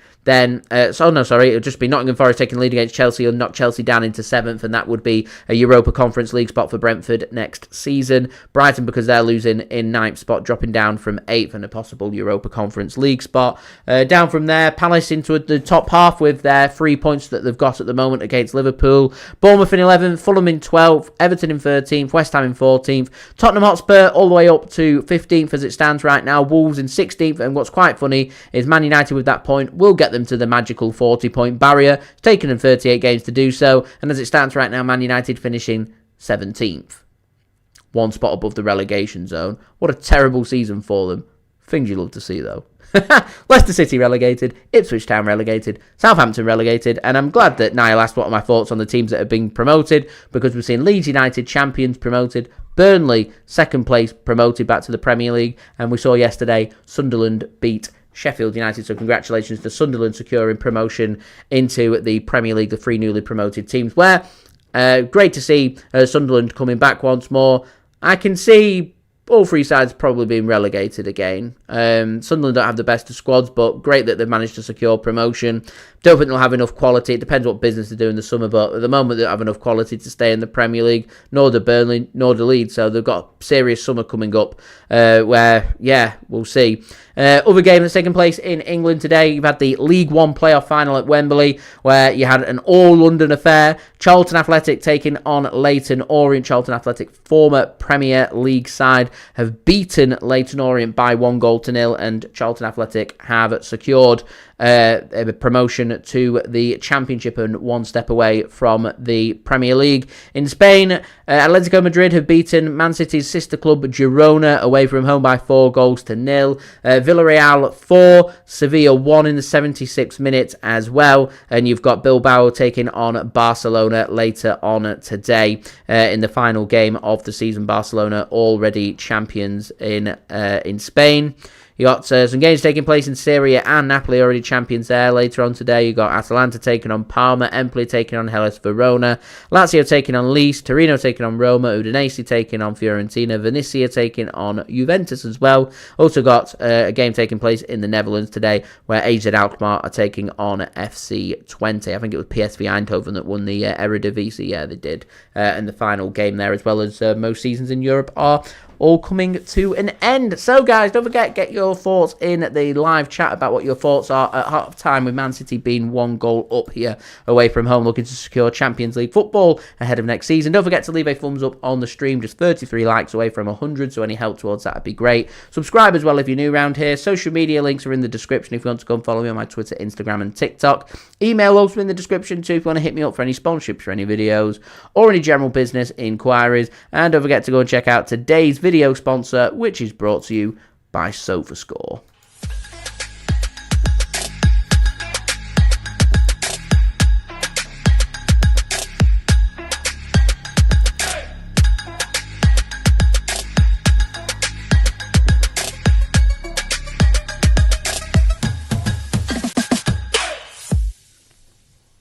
And a big thank you to SofaScore for sponsoring today's live stream. So I've got some halftime entertainment, the final halftime entertainment of the 2024-2025 season. It is brought to you by my partner channel Mixid. Go and check him out. Links and details, they are in the description. This is the Smoky Old Fashioned. So go and relax, kick your feet up, grab yourself a snack and a drink, and I'll see you ready for the second half. Happy New Year's everyone, hope you're all having an awesome night. As to celebrate the New Year's 2020 coming in, I will be making a smoky old fashioned to bring in the new year, and I will show you guys how to celebrate with a smoky old fashioned. Do you know with any old fashioned it has to be in a mixing glass, build it up. So get your ice ball and we'll get these.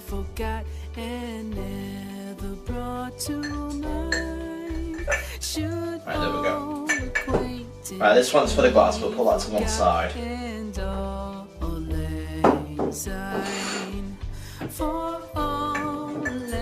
Right, what we want to do now is smoke the glass. So I've got wood chips and we'll do it this way. If you've got a smoke gun, that's great, that's fantastic. I'd use that instead of what I'm about to do.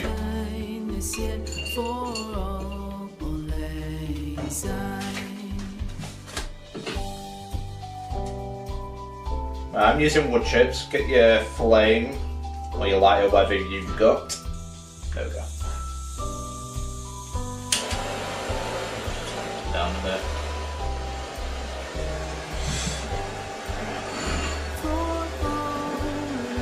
I should get you a closer really in this.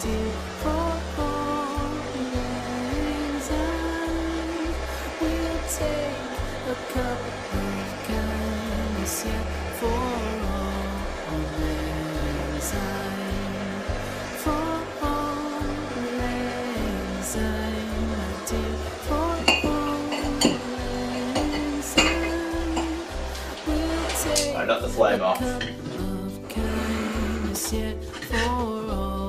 Right, let the smoke fill up with the glass. Right, we'll zoom back out.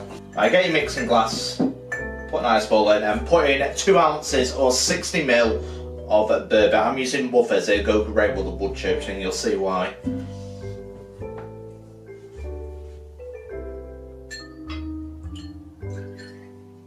Should old acquaintance be forgot and never brought to mind?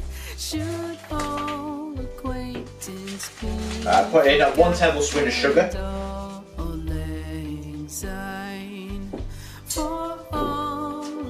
I put in ½ ounce or 15 ml of soda water. You can use water if you wish.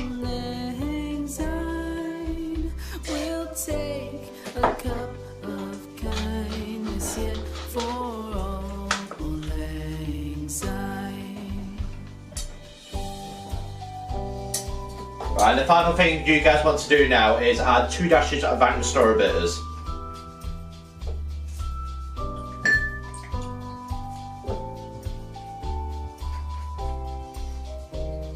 Right, now what you want to do, guys, is give it a good stir, 20 seconds, 30 seconds, get this nice and chilled.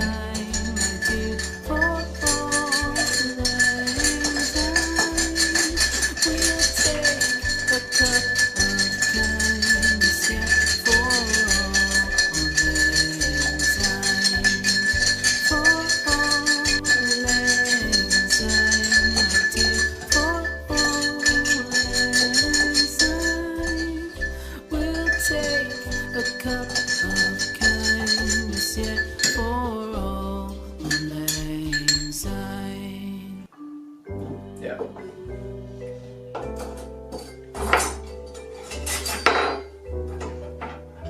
Right, we're nearly there. Right. Final thing to do now is take the glass off the plate. Should be nice and smooth when we lift it.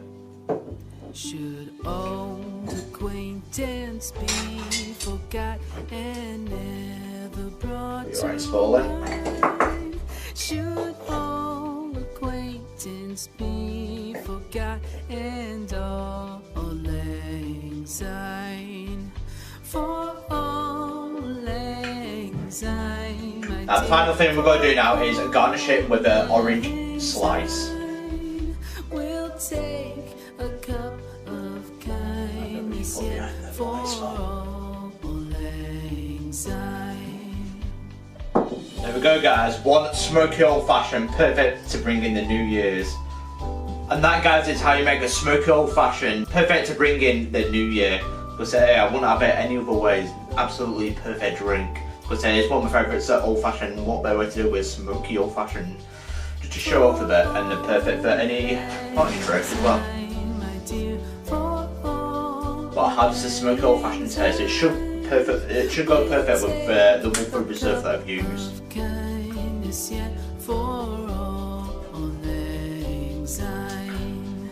Absolutely beautiful.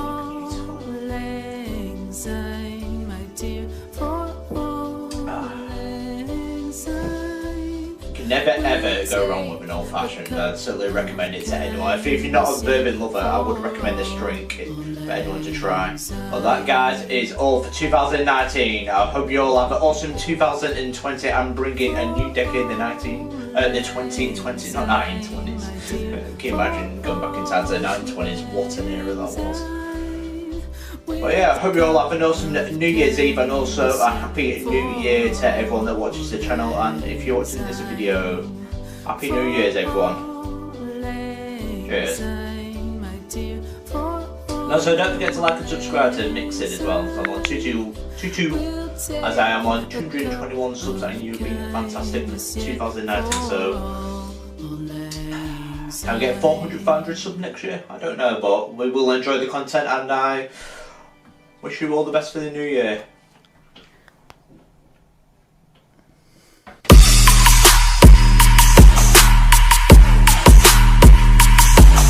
And a big thank you to Mixed for providing today's halftime entertainment. Yes, it was from a previous Christmas, but a very well-made drink. I thought a nice, appropriate end to the Premier League season with one of my favourite drinks, the smoky old-fashioned. Right, we're just ready and waiting for the second half coming up here.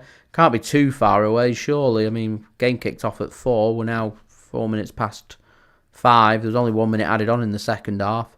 Maths doesn't really seem to be mathing here, but here we are.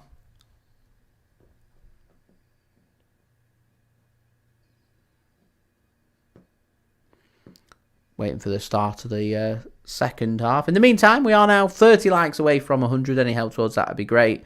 Do subscribe and do leave your thoughts in the chat about the first half performance.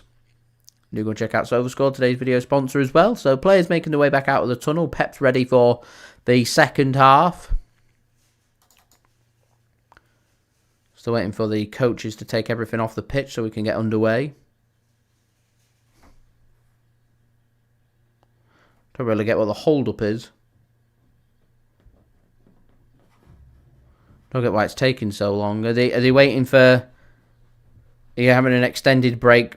The second half can't get underway until everybody else in the Premier League gets underway? Is that what's going on?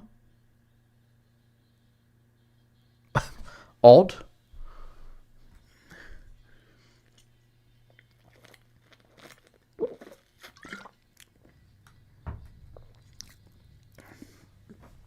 Right, players are making their way now out of the tunnel. I think they were just waiting for them to be up to date with all the other games from around the ground.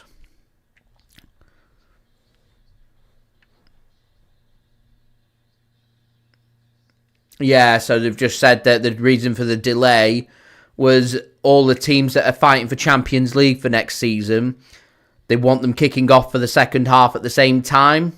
So City, Newcastle, Chelsea, and obviously the away game at Forest, and Man United against Villa, all going to kick off at the same time. So we're still waiting. You know, it's 6 minutes now. Late.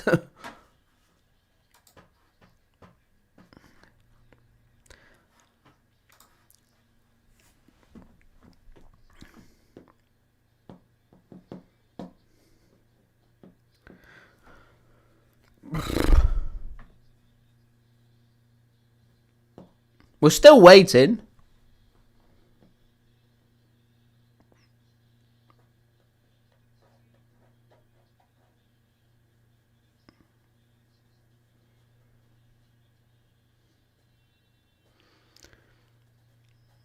Don't help that the touchline and the dugouts are all at the opposite end from where the tunnel is, so all the coaches and players and substitutes, managers and everyone have all got to walk across the pitch to get there, so it just delays the game even further.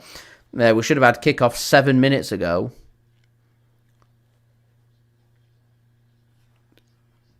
How peculiar. Anyway, City attacking from left to right, Fulham attacking from right to left. It's going to be Ilkay Gundogan getting us underway here for the second half. They're going to wait for communication from the other games that they're all kicking off at the same time.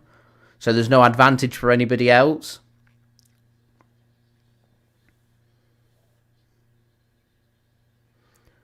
So still going to have a delay. See if we can get to 8 minutes before we end up having kickoff.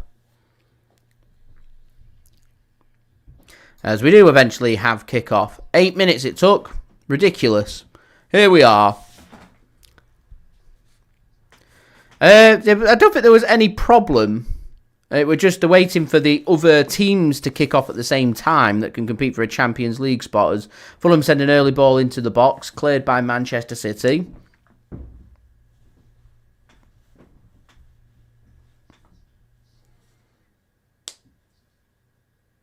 Andrew says, chaos in the United game. I'm not watching the United game, so I don't know what's happening there.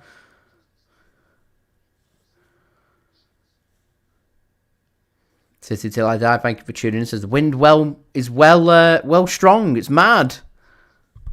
It's been a bit windy here today. Bit blustery, but nothing too extreme.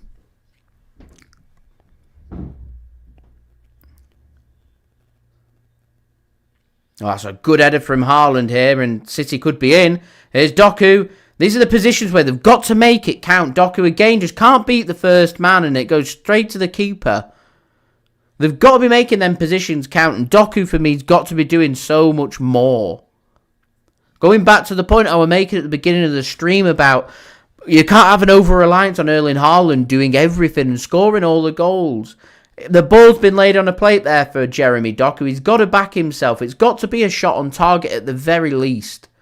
He doesn't even beat the first man. He can't beat the block.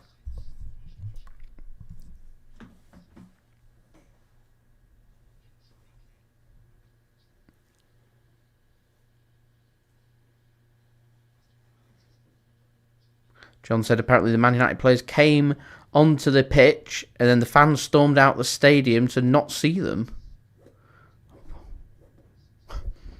I know Aston Villa's had a player sent off. I don't know what else is that. It sounds like some crazy drama going on in that game.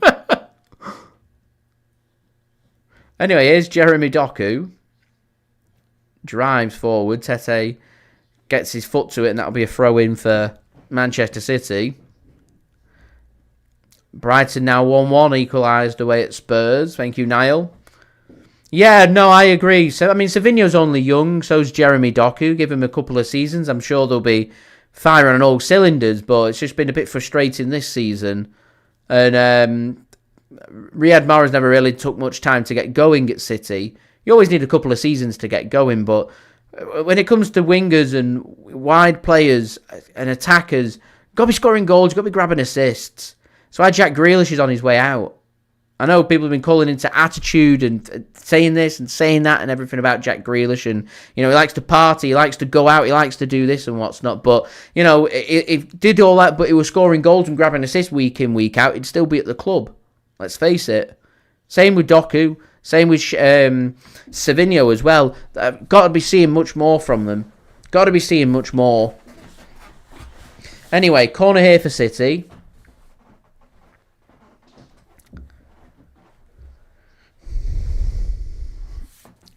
What can City do from it? We need a new set-piece coach. For me, anyway. Never seem to do anything from these set-pieces. It'd be useful if we could. Cross comes in. Header cleared nearly by Fulham. City managed to mop it up. Keeper's gone down. And that'll be a stoppage. So here we are.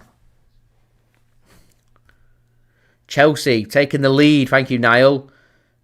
Taking the lead against Forest. That's a big, big goal, that.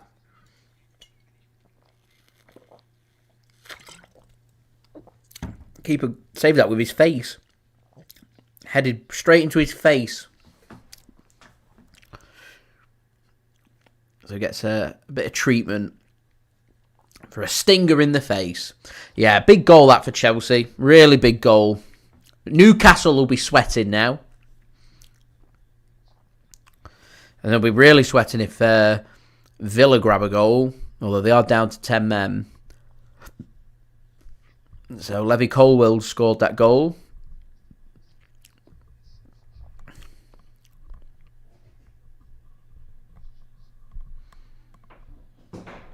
Nothing's happened in Newcastle. It's 0-0 as far as I'm aware. That'll be the danger. Aston Villa score. It's Newcastle that miss out on Champions League football.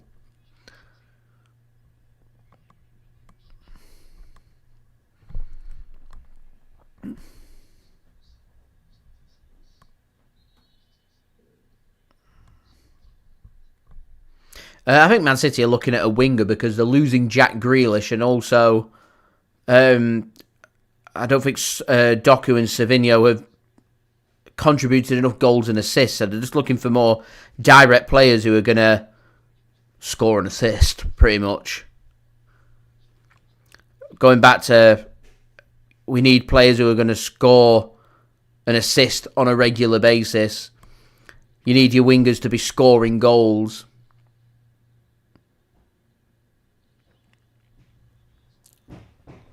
Arsenal 1-1. Southampton's found an equaliser.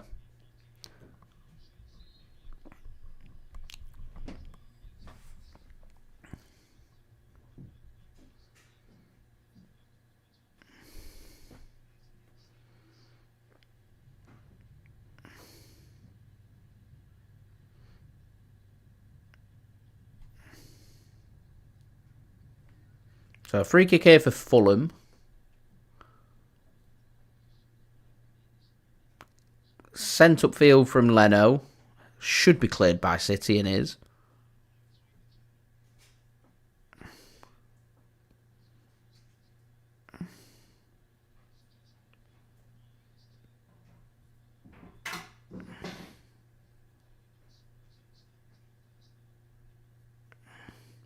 West Ham now 2-1 up against Ipswich Town. They'd be stacked on wingers. It depends what system City want to play. Here's Fulham, they're in. Cleared by City. Only as far as Piera, and it's a big, big miss that for Fulham. They've not been clinical at all, Fulham. They've had opportunities. Yeah, it depends on what positions they want players to play in. Omar Marmoush is going to, I feel like, very much act more as like the second striker at City rather than a winger. Phil Foden's going to be taken over from De Bruyne, so he'll be seen as a central midfielder rather than the winger. So it leaves you with Doku, Savinho and Oscar Bob as your wide options with versatile players to help cover if they're injured. Oscar Bob's a good player, but the question is, and you have to be ruthless about this, is Savinho, is Doku, is Oscar Bob going to be all scoring 10, 15 Premier League goals each next season? Because that's the quality City have got to be looking at. If they're serious about winning the Premier League, that's the quality they've got to be looking at. Because I'll guarantee you right now, Salah will be scoring 20 plus Premier League goals.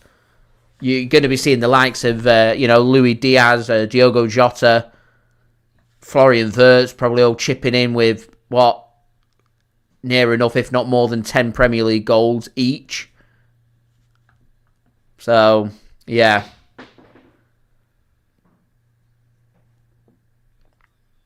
So, corner comes in from Bernardo. It's not a bad corner, header over by Manuel Akanji. It was an opportunity for City. Again, just being wasteful, and Fulham again looking dangerous when they want to come forward.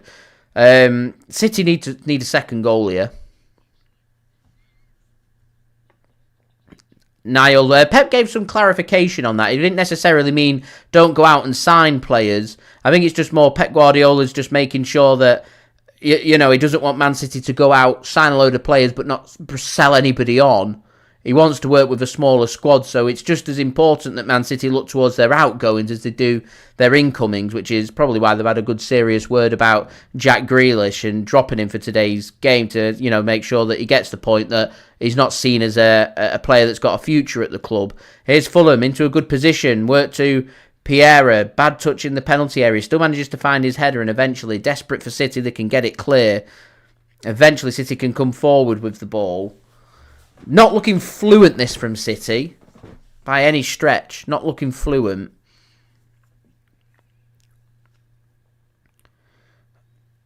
Good pass with the outside of the foot.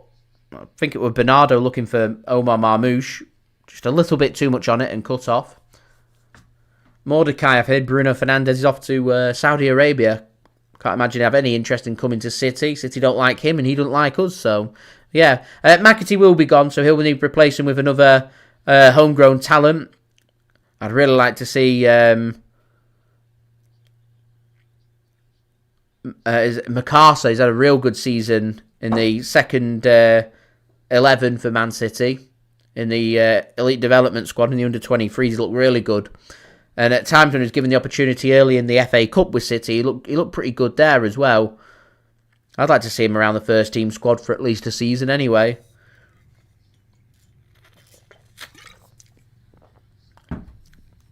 Harry Wilson goes down, takes a touch, but that will be a goal kick. They want a penalty there for Fulham, but it's not for me. Not for me. Yeah, definitely a no to Bruno Fernandes for me as well.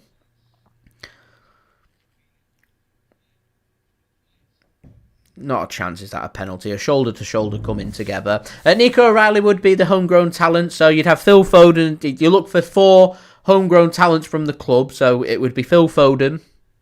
There'd be Nico O'Reilly. You'd have, obviously, James McAtee. For Man City this season, I think they have 3. And then they keep 1 spot spare with a smaller squad. So we'd register 24 rather than 25.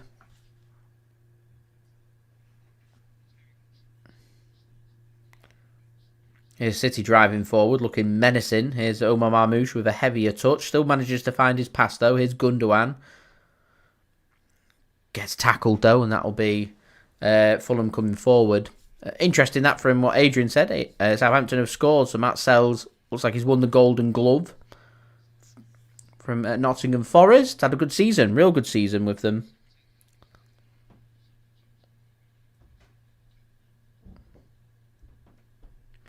Do I think Stones should be sold? I don't think anyone would buy him. Very injury prone. I mean, a squad can cope without him, so I do ask myself sometimes, what's the point in John Stones? You've got a player that will play once in every 4 games. As we get a rendition of Kevin De Bruyne around the stadium. As he goes to warm up. So don't forget, guys, leave a thumbs up now. 29 likes away from 100. Do subscribe and do go and check out today's video sponsor, SofaScore. Links and details there in the description. Here is Matheus Nunes giving the ball away. Clumsy giveaway there from Matheus Nunes. He's got that in his game. He's looked pretty solid at right back, and he likes getting forward, and he provides a good attacking threat. But he does have a poor giveaway in him, doesn't he? As we approach the hour mark, City still very close game, a tight game, 1-0 up. I said it'd be a close, tight game. City win the game by 2-1. We're 1-0 up, 1 goal deficit. It's exactly what we're looking at, a close game. Oh, that's good from City. Nunes goes down. Can't get hold of the ball, though. It's not a penalty. It doesn't appeal for one either. Adama will get that one clear for Fulham. City, can they mop it up? They can, and they're going to get themselves a free kick in a good position here. Rupan, thanks for tuning in. Is Diogo Costa to Man City confirmed? It's not confirmed. We're going to need a keeper to leave before you see a keeper brought in. Diogo Costa's not going to come in and sit on the bench, so it'd need Ederson to leave first. We know there's some interest from Saudi Arabia, but that's it. Julie, as far as I'm aware, it's not the Diogo Costa that bites. I'm not aware of any biting incidents. He's Porto's goalkeeper. I think you're thinking of Diego Costa, former Chelsea striker. We're not bringing him in. I hope. Yeah, Peter, I agree. Stones out, Branthwaite in's what I'd be doing as well. Can't see Akanji leaving this summer. Pep loves Akanji.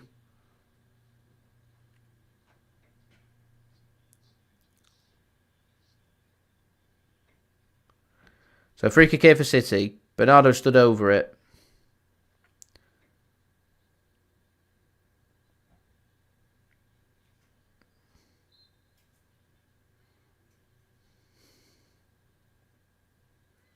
It's a cross instead of a shot to Haaland's head, and it's wide. It's not even going to go out of play. And Fulham will get it clear. Kyle Walker did have some mistakes in him. His exceptional 1-to-1 defending, though.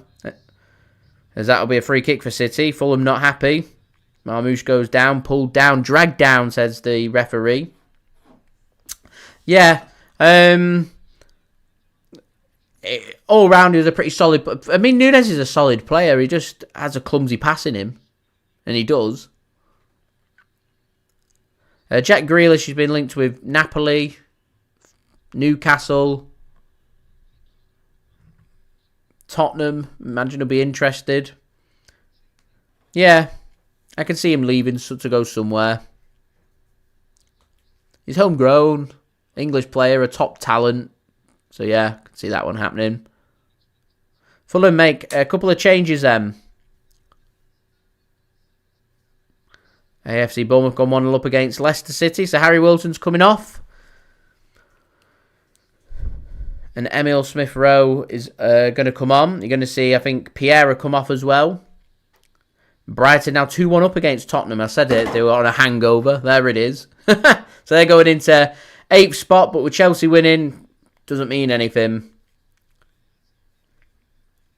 It has all gone quiet for Adam Wharton. I don't think City are interested in Adam Wharton for this summer. I might be wrong if they miss out on somebody, but I don't think they're interested. Unless we see more midfield players leave. Which players do I think will leave? I don't know why, guys, but I feel like everyone keeps saying it's Gundogan or Bernardo. I think both of them are going to stay. I have a feeling it's going to be Kovacic. I think Ederson will leave. Ortega will leave. I think Kovacic is going to leave. Jack Grealish will leave. McAtee will leave. I think there might be another high-quality player that leaves City as well this summer. There always seems to be like a surprise, somebody leaving. Don't think it'll be like Matheus Nunes or Emmanuel Akanji, but I have a feeling they're going to loan Echeverri late in the window.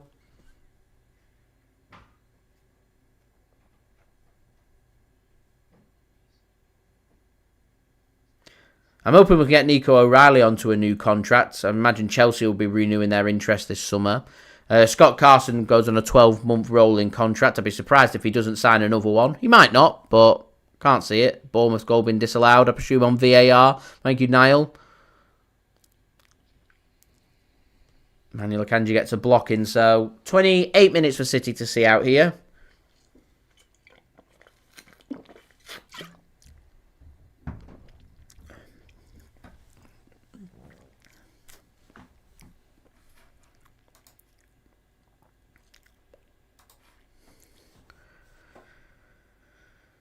Spurs now down to 17th.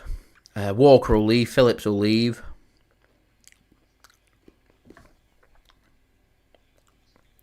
Fulham got a chance here. Should be cleared by City in the end. Fulham are getting players forward, looking very, very lively. We do need new fullbacks. It's always going to be a case that, because of our squad size at the moment, it's going to be a case where you need players to leave for players to come in. We know De Bruyne is leaving, so Tijani Reinders' space is opened up and he'll come in. He'll be the first player, I imagine. I can see Morgan Gibbs-White being brought in, but I don't think that'll happen until you maybe see Calvin Phillips or Kyle Walker leave. Milos Kerkez, definitely an option. He's the kind of quality that City need to be looking at. I put on X before about how important it is Man City try and rival Liverpool for him. Liverpool still working on trying to find an agreement with Bournemouth. They've not got that agreement in place. And when it comes to a quality left-back, for me, he's the highest of quality in the Premier League. Premier League experience, 21 years old. He's definitely a player that City should be all over, and letting him go to a top Premier League rival like Liverpool is just great for Liverpool and bad for us. I'd be competing with him. Gravenberch, red card now, says, for Liverpool. Going from bad to worse for them, down to 10 men. Everton are 1-0 up at Newcastle. That's a huge goal, that. I think that sends Aston Villa into the Champions League spot, if I'm not wrong. That's a massive goal. That's a huge goal. Newcastle bottling. Maybe Livramento is a possibility.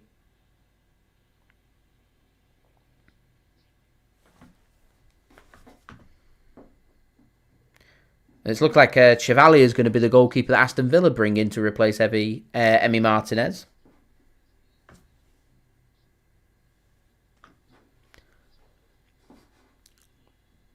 I can't see Cambiasso coming in. He's too injury prone. If City wanted that transfer, they'd have made it happen by now. They haven't, so I can't see that happening.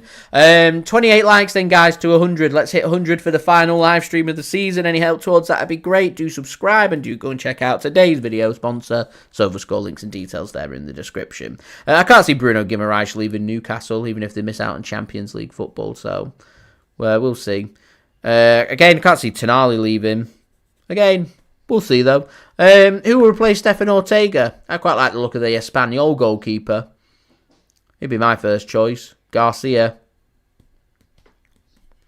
Also, a perfect time if Man City are struggling for homegrown players. If you're not going for him, go for a homegrown player. If Newcastle don't bring James Trafford in, I'd be targeting James Trafford from Burnley. I know they've been promoted, but I'd happily have him here for a season or two to compete as the number one and see how he gets on. But he'll want a regular first team spot, so I can't see Trafford being the one.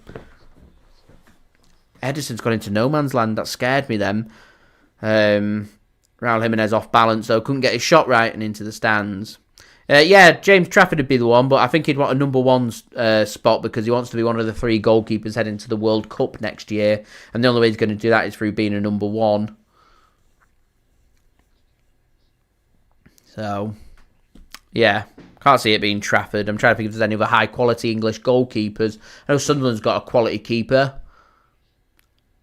They've just been promoted, though, so... yeah. I think City will just sign one player, Niall. Yeah, Newcastle are the team that are missing out on Champions League at the moment. Wow. Didn't see that happening. I did not see that happening. I said it'd be nervous for Newcastle. I did say to you before.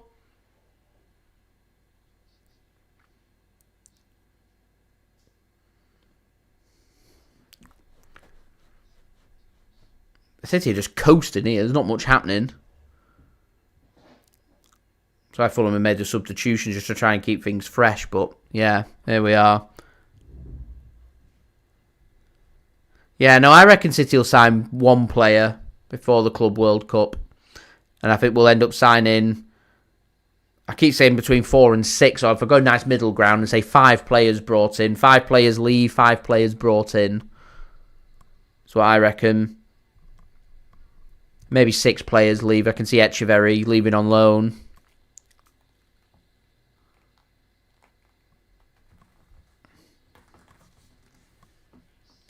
That should be a free kick for City, and is. Right, we're just 26 likes, guys. Let's get the likes up. 26 to go. Subscribe as well if you're new around here. And do check out today's video sponsor, SofaScore. Reinders is interested in a move to City. AC are looking for a club record fee. I've heard around 60 to 65 million euros. We're looking at around 55, 60 million pound. And Man City are prepared to pay 40 to 50. So that's where the difference is. We're looking at around 5 to 10 million pound difference. That's why City are sending a delegation to Milan to try and get that agreement in place this week.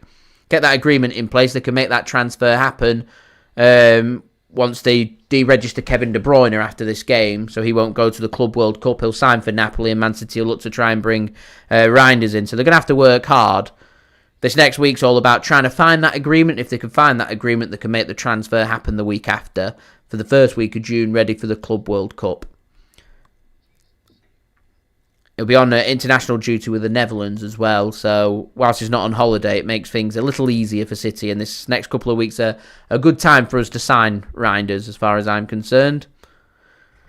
As I said, this game's just coasting at the moment. I'm not sure what's going to happen with Simpson-Pusey, to be honest. He could be called back up to the first team squad, you know. If we're needing homegrown players to be brought in, Simpson-Pusey's got to be at the top of that list.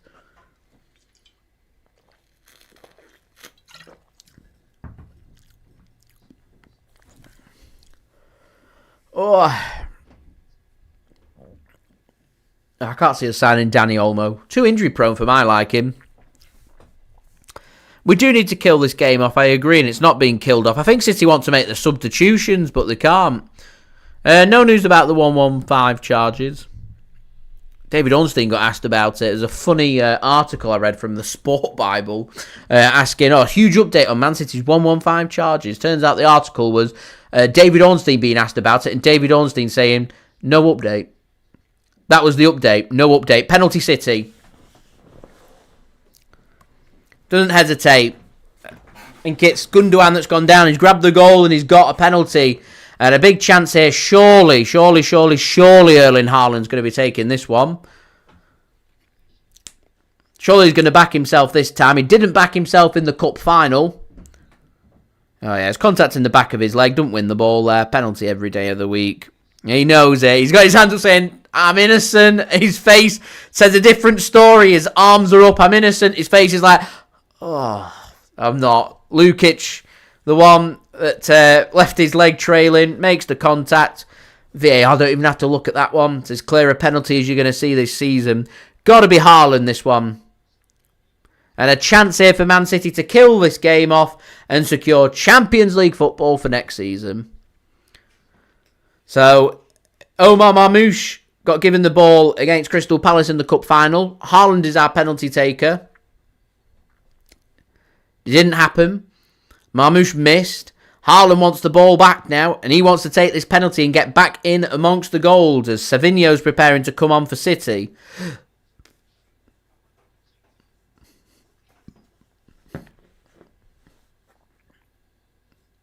Ruben Dias gives a big hug there to Erling Haaland. He says, you can have the penalty. So it is going to be big Earl to take to try and kill this game off. Could do with scoring this one just to make us all feel better. Haaland scored 4 of his last 7, missed 3, scored 4 of his last 7 pens. So can he make it happen? He's scored 3 of his 5 Premier League penalties this season, and a chance here to score, kill this game off, and City can start to look a bit more comfortable when it comes to Champions League football for next season. Erling Haaland then to take. Has a run up. And back in amongst the goals, Erling Haaland from the penalty spot. Manchester City double their lead. And looking good now towards securing Champions League football for next season. Woo! Job done, as far as I'm concerned, as Arsenal have gone 2-1 up now. Bournemouth are 1-0 up against Leicester. Arsenal 1-1 still. I imagine Kevin De Bruyne won't be long before he comes on. Speaking to some nice chaps at Wembley, actually, from Norway, supporting Haaland. Said it was a beautiful country. Everyone should visit one day. Aston Villa, 1-0 up.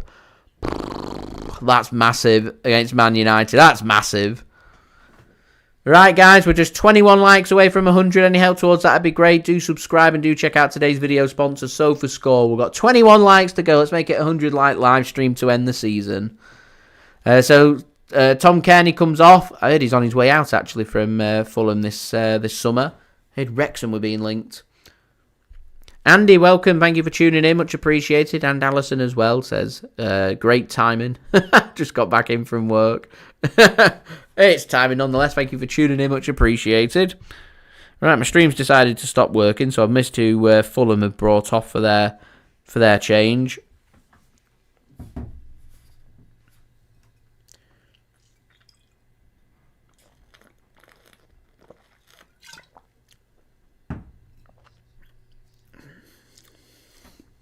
So Doku comes off, Savinho comes on. Won't be long before we see De Bruyne. I imagine we'll see Echeverri. Maybe Rico Lewis, Phil Foden or somebody as well. I'd be surprised if City didn't max out their substitutions available to them. Aston Villa goal disallowed. Does that mean it's 0-0 there, or is that... what was that for 2-0?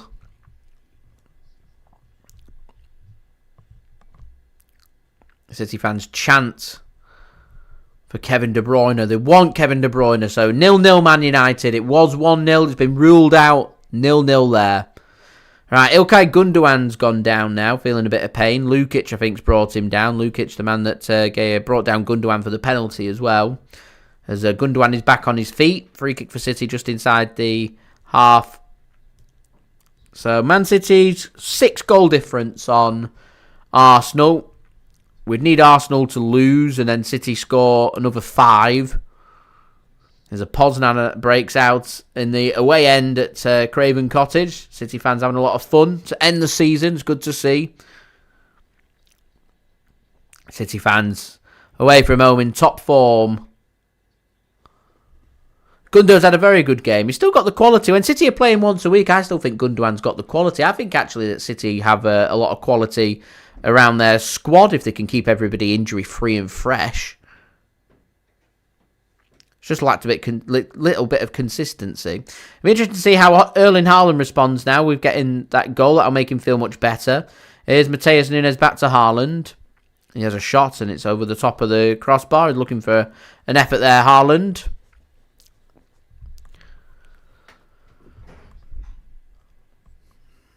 Andy not in Singapore now, unfortunately. Khusanov, he's just not making the squad. I don't know why. Pep Guardiola said he doesn't like it, so he's looking for a squad of around maybe 20 players, 20, 21 players. Man United have now gone 1-0 up. And that's Aston Villa back out of the Champions League. Newcastle back in. Fulham player ball forward, headed clear there by City. So City got 15 minutes to see out here. Maximo Perrone looking set for another loan move to Como. They're working on a permanent deal as it stands. Julia, the penalty incident was a fiasco. Here's Alex Iwobi. Imagine we might see Rodri for a few minutes as well for City. No? Emile Smith Rowe. Lukic now plays a ball in. And that'll be fended out by City. That'll be a goal kick. Right, we're 19 likes, guys. Let's get them likes up. 19 to go to 100. Do I think Khusanov will be loaned out? I don't think he'll be loaned out. Just don't think City can find a way to get him in the squad at the moment. I mean, I wouldn't rule out maybe seeing Akanji leave this summer. I just don't see it happening. There's Kevin De Bruyne looking like he's going to be coming on pretty soon for City. Will definitely want to come on. That's a poor pass from Ederson. Don't often say that.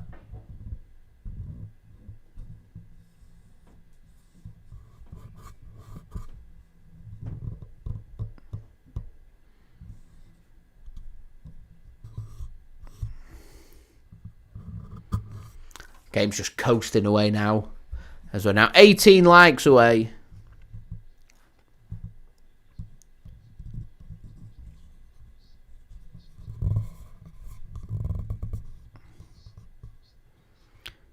That'll be a throw-in for Fulham then, inside the City half. They need to try and make something happen. They need a goal to get back into this game. I think Man City will just want to try and coast this one. Professor, thanks for tuning in. Welcome. As we're now 16 likes away.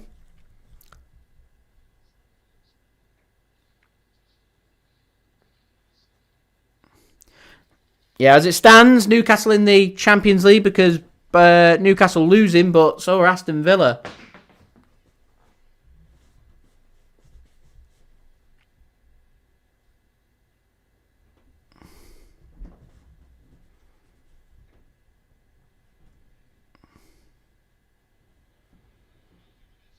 That's not the best of balls.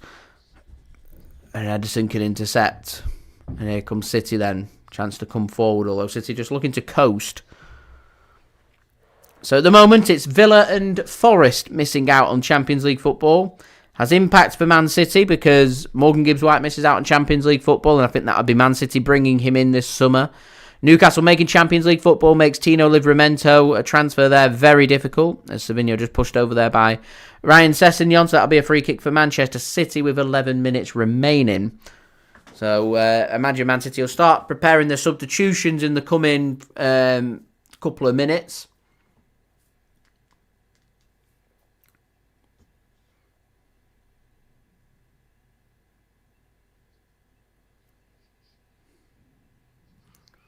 That second goal's kind of taken the sting out of this game, really, which is good to see. It's been a nice professional job. Fulham have made it a bit nervous for City. It's not been City's fluent best performance of the season, but it's a performance that, for the situation that we're in, is getting the job done.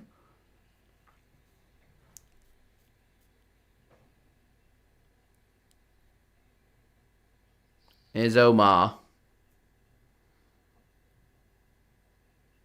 Can't find his pass. It's given away. Iwobi intercepts, and here comes Emile Smith Rowe now for Fulham. Worked back to Iwobi.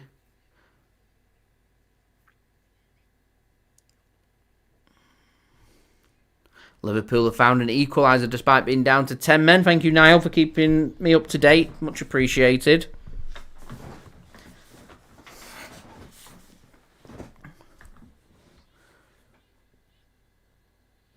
Here's Ryan Sessegnon into a good position. Cross comes in and the header.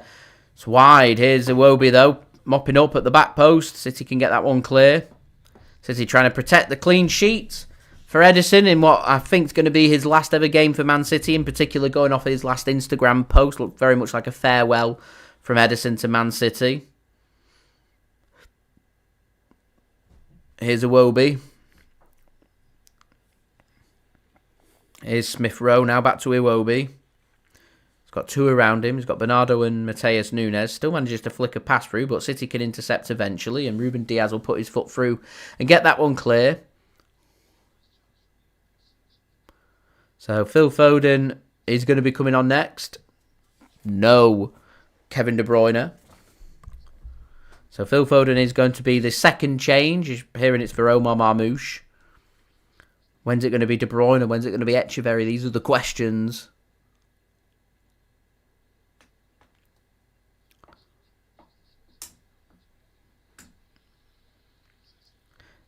It's Fulham then into a good position. The ball comes across and Ederson gets a good hand to it and City can get that one clear. Eventually it hits the referee and that should be a drop ball. That's that. I will pass that on, Andy. That's nice. With a Singapore sling at Raffles. I like that. right, Foden's going to come on then.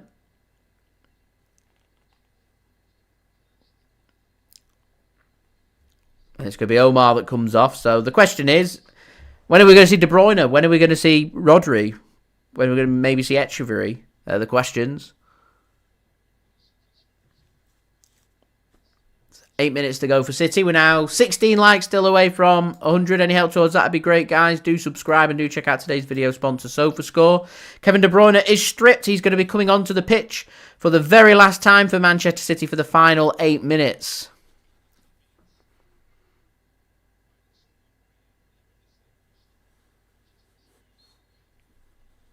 West Ham now 3-1 up against Ipswich. Going down with a whimper. Echeverri is also going to be coming on for City.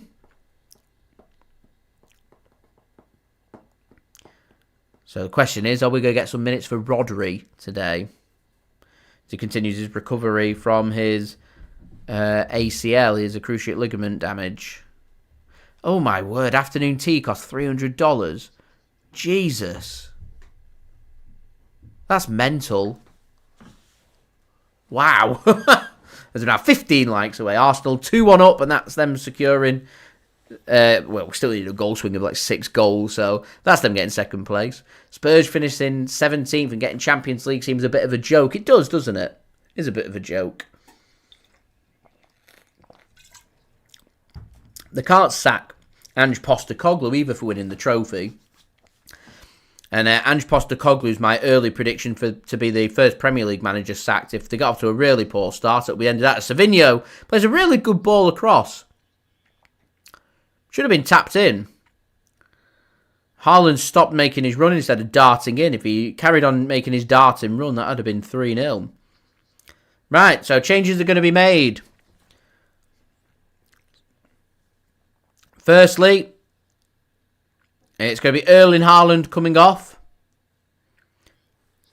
And Claudio Echeverri is going to come on.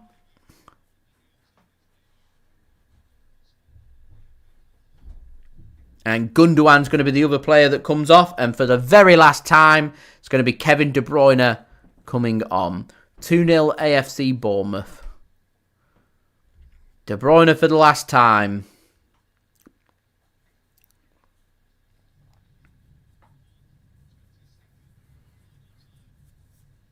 _422nd appearance for Kevin De Bruyne for Manchester City. And he comes off one last time. The King Kev. A big reception. He's got a smile on his face. He's got 5 minutes plus whatever's to be added on here to see out for his career at Manchester City. He's looking set for a move to Napoli.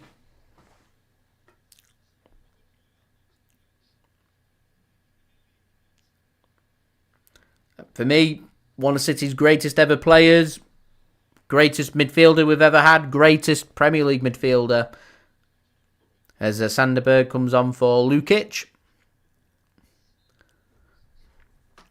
There'll be a fair bit added on here. There's been a fair bit of stoppage in this second half. I can imagine there being 6 or 7 minutes added on, to be honest. Which is a bit frustrating because we only had 1 minute in the first half, but they had an 8-minute delay. So this game's probably not going to wrap up for another...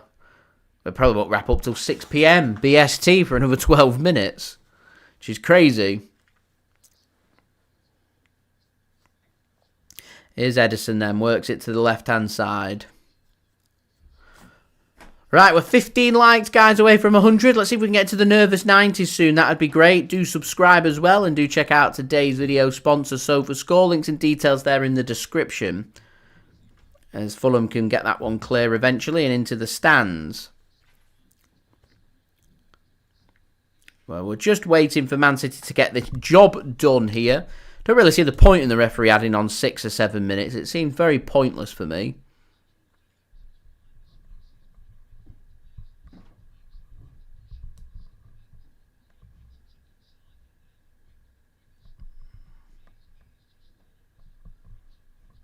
Man United now 2-0 up, and that's probably the race run for Aston Villa. It's going to be them missing out on Champions League football, and Nottingham Forest as it stands. Nottingham Forest need 2 goals against Chelsea. I mean, interesting if Forest can get a goal. Newcastle will feel much better.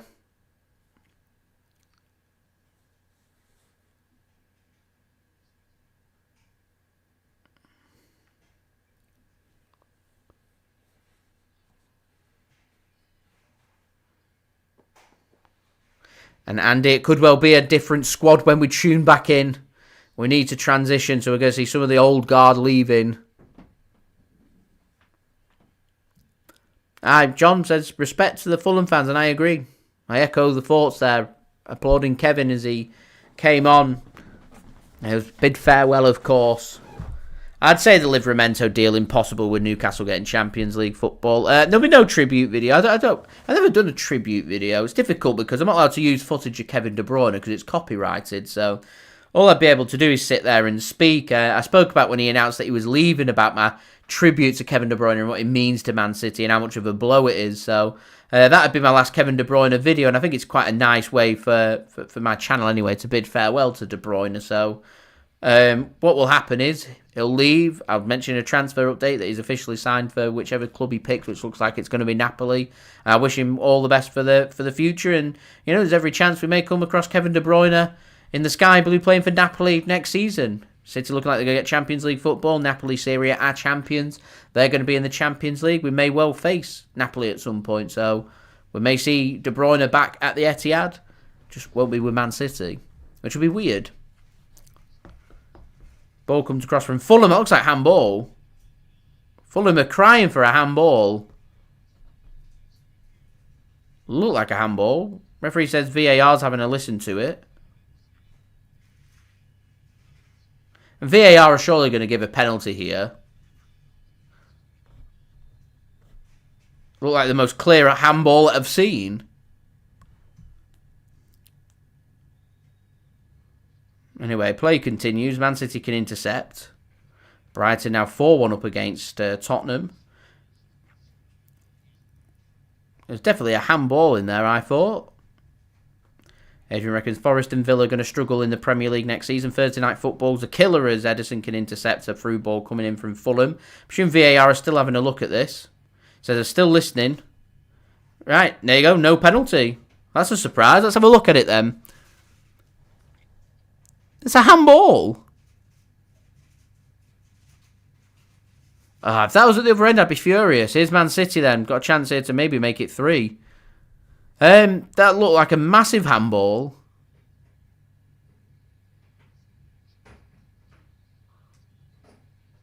VAR has said that through Ruben Dias trying to kick the ball, his arm's in a natural position. His arm's up here and the ball hits his arm. I don't get how they've not given a penalty. I'd be absolutely seething if that was at the other end. Seething.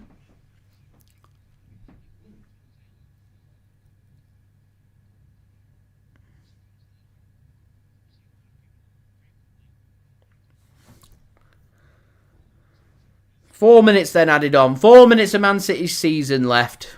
We'll be playing Champions League football next season, so job done. Just got 4 minutes to see out here. City have got one more substitution to make. We'll see if we make another sub. That's probably the only drama I'm expecting in the next 4 minutes, unless we're to get another goal.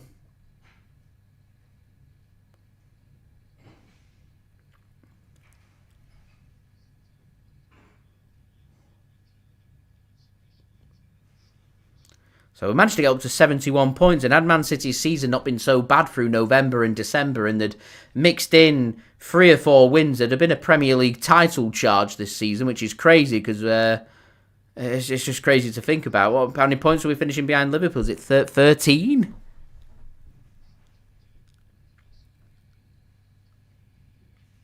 It looked like it was going to be north of 20.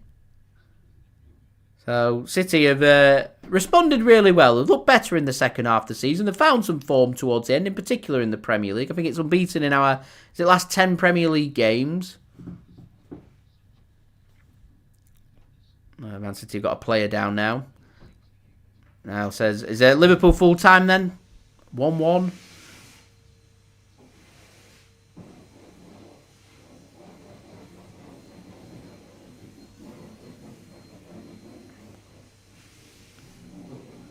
Bournemouth also full-time 2-0. I don't get how that penalty's not being given to Fulham.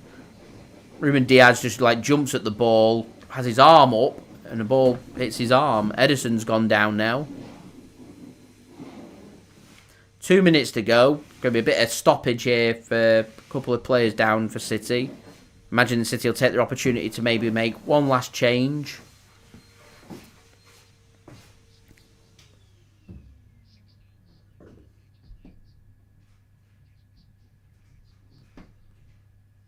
Ortega doesn't look that concerned. He's not warming up.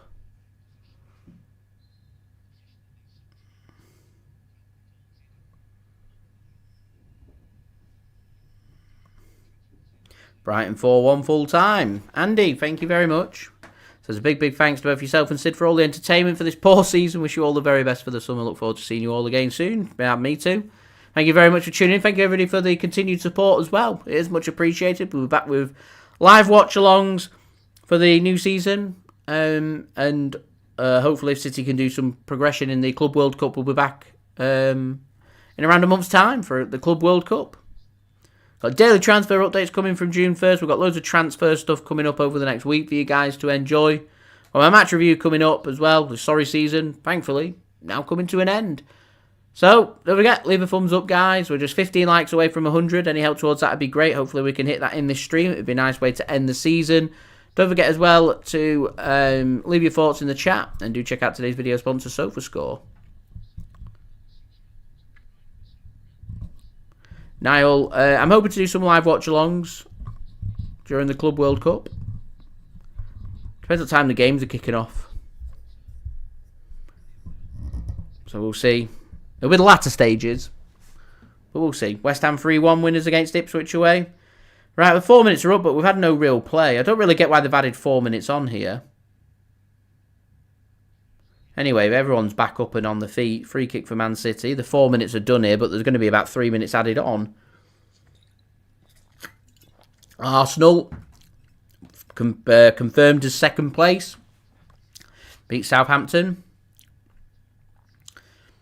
Man City just hooked this one clear. So it doesn't look like Rodri's going to get any minutes today. I was hoping we'd get some Rodri minutes. Here's Fulham coming forward now.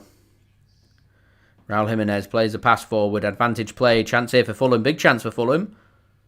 Into the penalty area. Sessegnon gets a pullback across. And a shot comes in. It's a good save from Ederson. He wants his clean sheet in what's probably going to be his final City game. He wants his clean sheet. Good save from Ederson there. I mean, Fulham have had their opportunities. They could easily have come away with points today if they've been more clinical. They haven't been clinical. That's a good save from Ederson. Still, City have got some work to do here. Another ball comes into the channel. Good touch from Fulham. City in the end can get a foot onto it.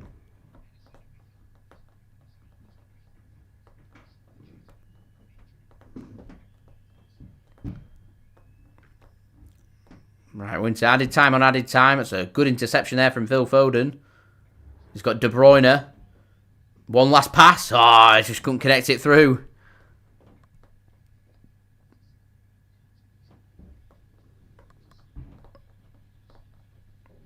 Crazy that Liverpool haven't won since being announced as champions. They've just taken the foot off the gas. Of course they'd have picked up the points if they needed them. Of course they would. Here's Fulham then, coming forward. Maybe one last chance for them. Can they get a clean...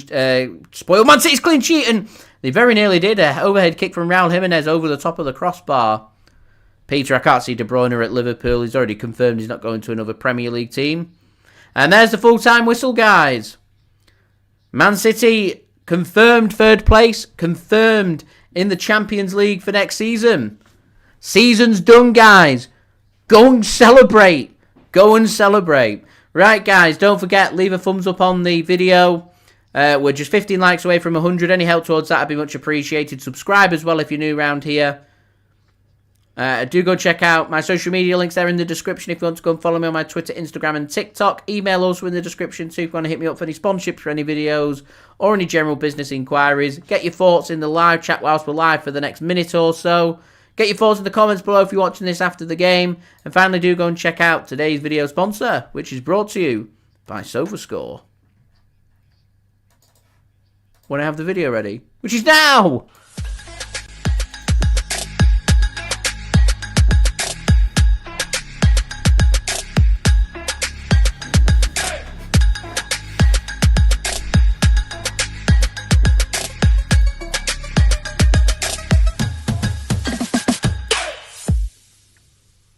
And a big thank you to SofaScore for sponsoring today's live watch along. So, I'll see you guys again. Club World Cup time coming up in a month's time.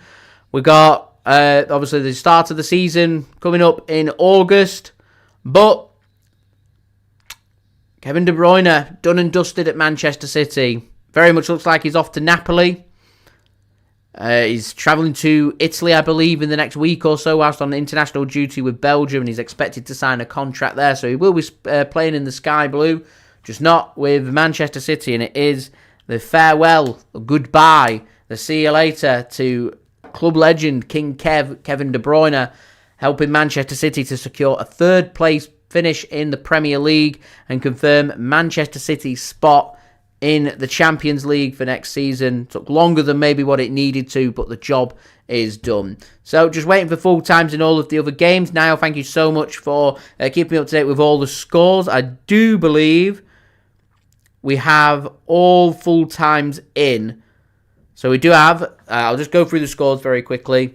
Bournemouth 2, Leicester 0, Fulham 0, Man City 2, Ipswich 1, West Ham 3, Liverpool 1, Crystal Palace 1, Man United 2, Aston Villa 0, Newcastle 0, Everton 1, Nottingham Forest 0, Chelsea 1, Southampton 1, Arsenal 2, Fulham 1, Brighton 4, Wolves 1, Brentford 1. Does mean that we end the season in third place of the final Premier League table, looking like Liverpool in first place, Arsenal in second place, Man City in third place, Chelsea in fourth place and Newcastle in fifth place, all them named teams in the Champions League for next season, along with Tottenham Hotspur, who won the Europa League, so they're in the Champions League as well, along with Liverpool, Arsenal, Man City, Chelsea and Newcastle. That's right, 6 teams from England in the Champions League next season. Liverpool confirmed as Premier League champions, will be doing their trophy lift very soon.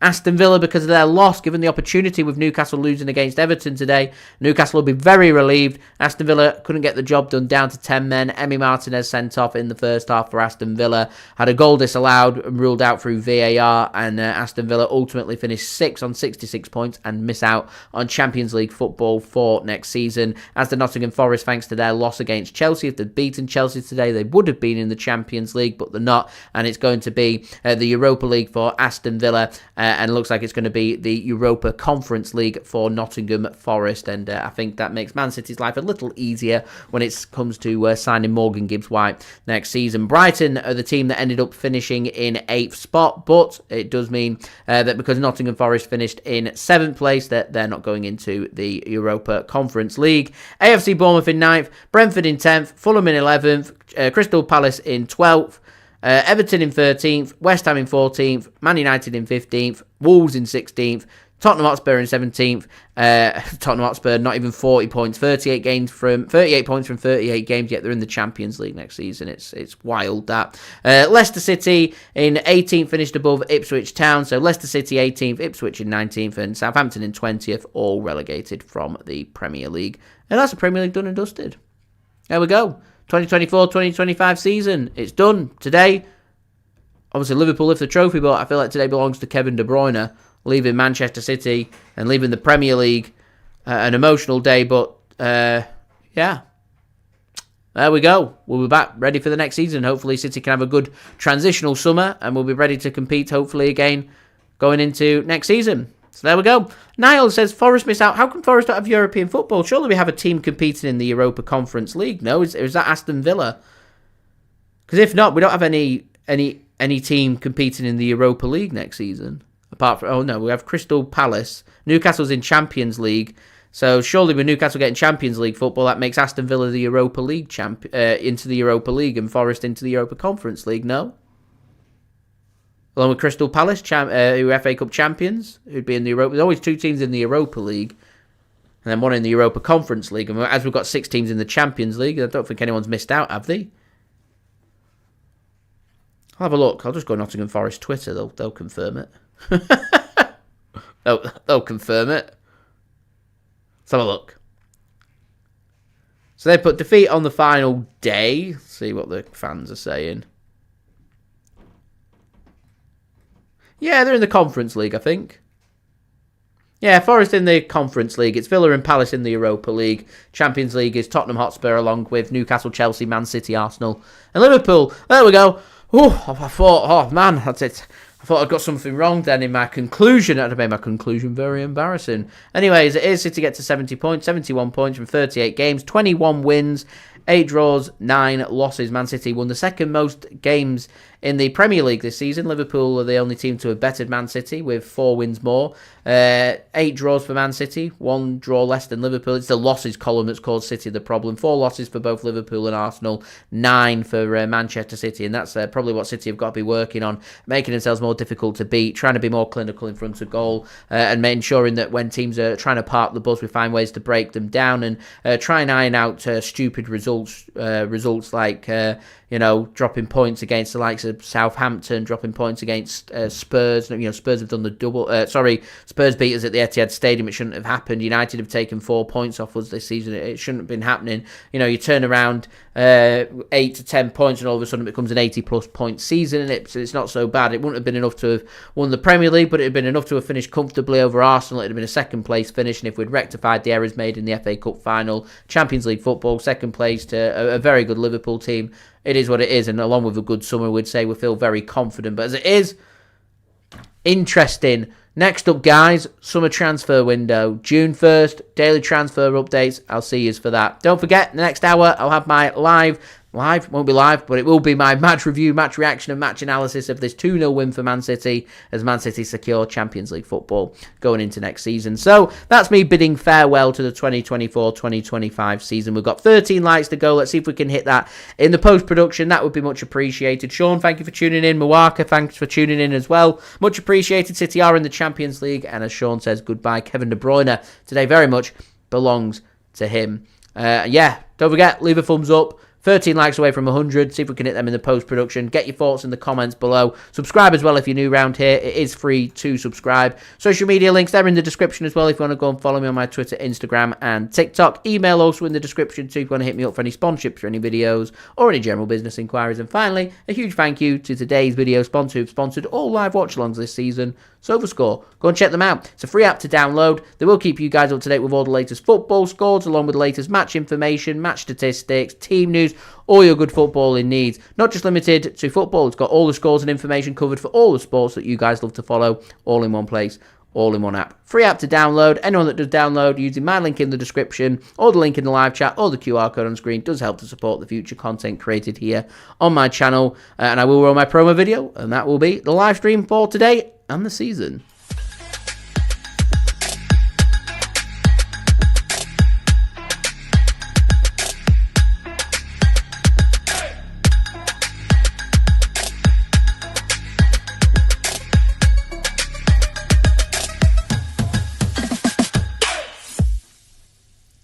And a big thank you to SofaScore for sponsoring today's video and also the live streams for the season. It does mean the world to me. And do you know what else means the world to me, guys? You guys. Helping to support the future content created here on my channel. I want to say a big thank you to everybody that has interacted with my sponsors this season. I want to thank each and every one of you guys that have left a thumbs up on my stream, that has subscribed to my channel, that has helped make these live watch-alongs a fantastic live watch-along in interacting with me and leaving your thoughts. People that have left donations, that have become members. It's not been a good season for Man City, but in terms of the live streams and the content that's being created, it's been a privilege and an honour to have covered it this season, and I'm looking forward to doing so again into next season. So I'd say a huge thank you to you guys for tuning in today and for the season and other previous seasons as well. I've only got one thing now left to do, and that is, there's a little bit left of my drink. Let's finish it and let's end the season. Champions League! We'll see you next season.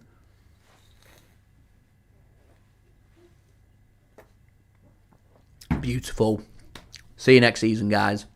I've been JSGC. Thank you everyone for watching. Have a great bank holiday weekend, everybody. Peace. Ciao for now.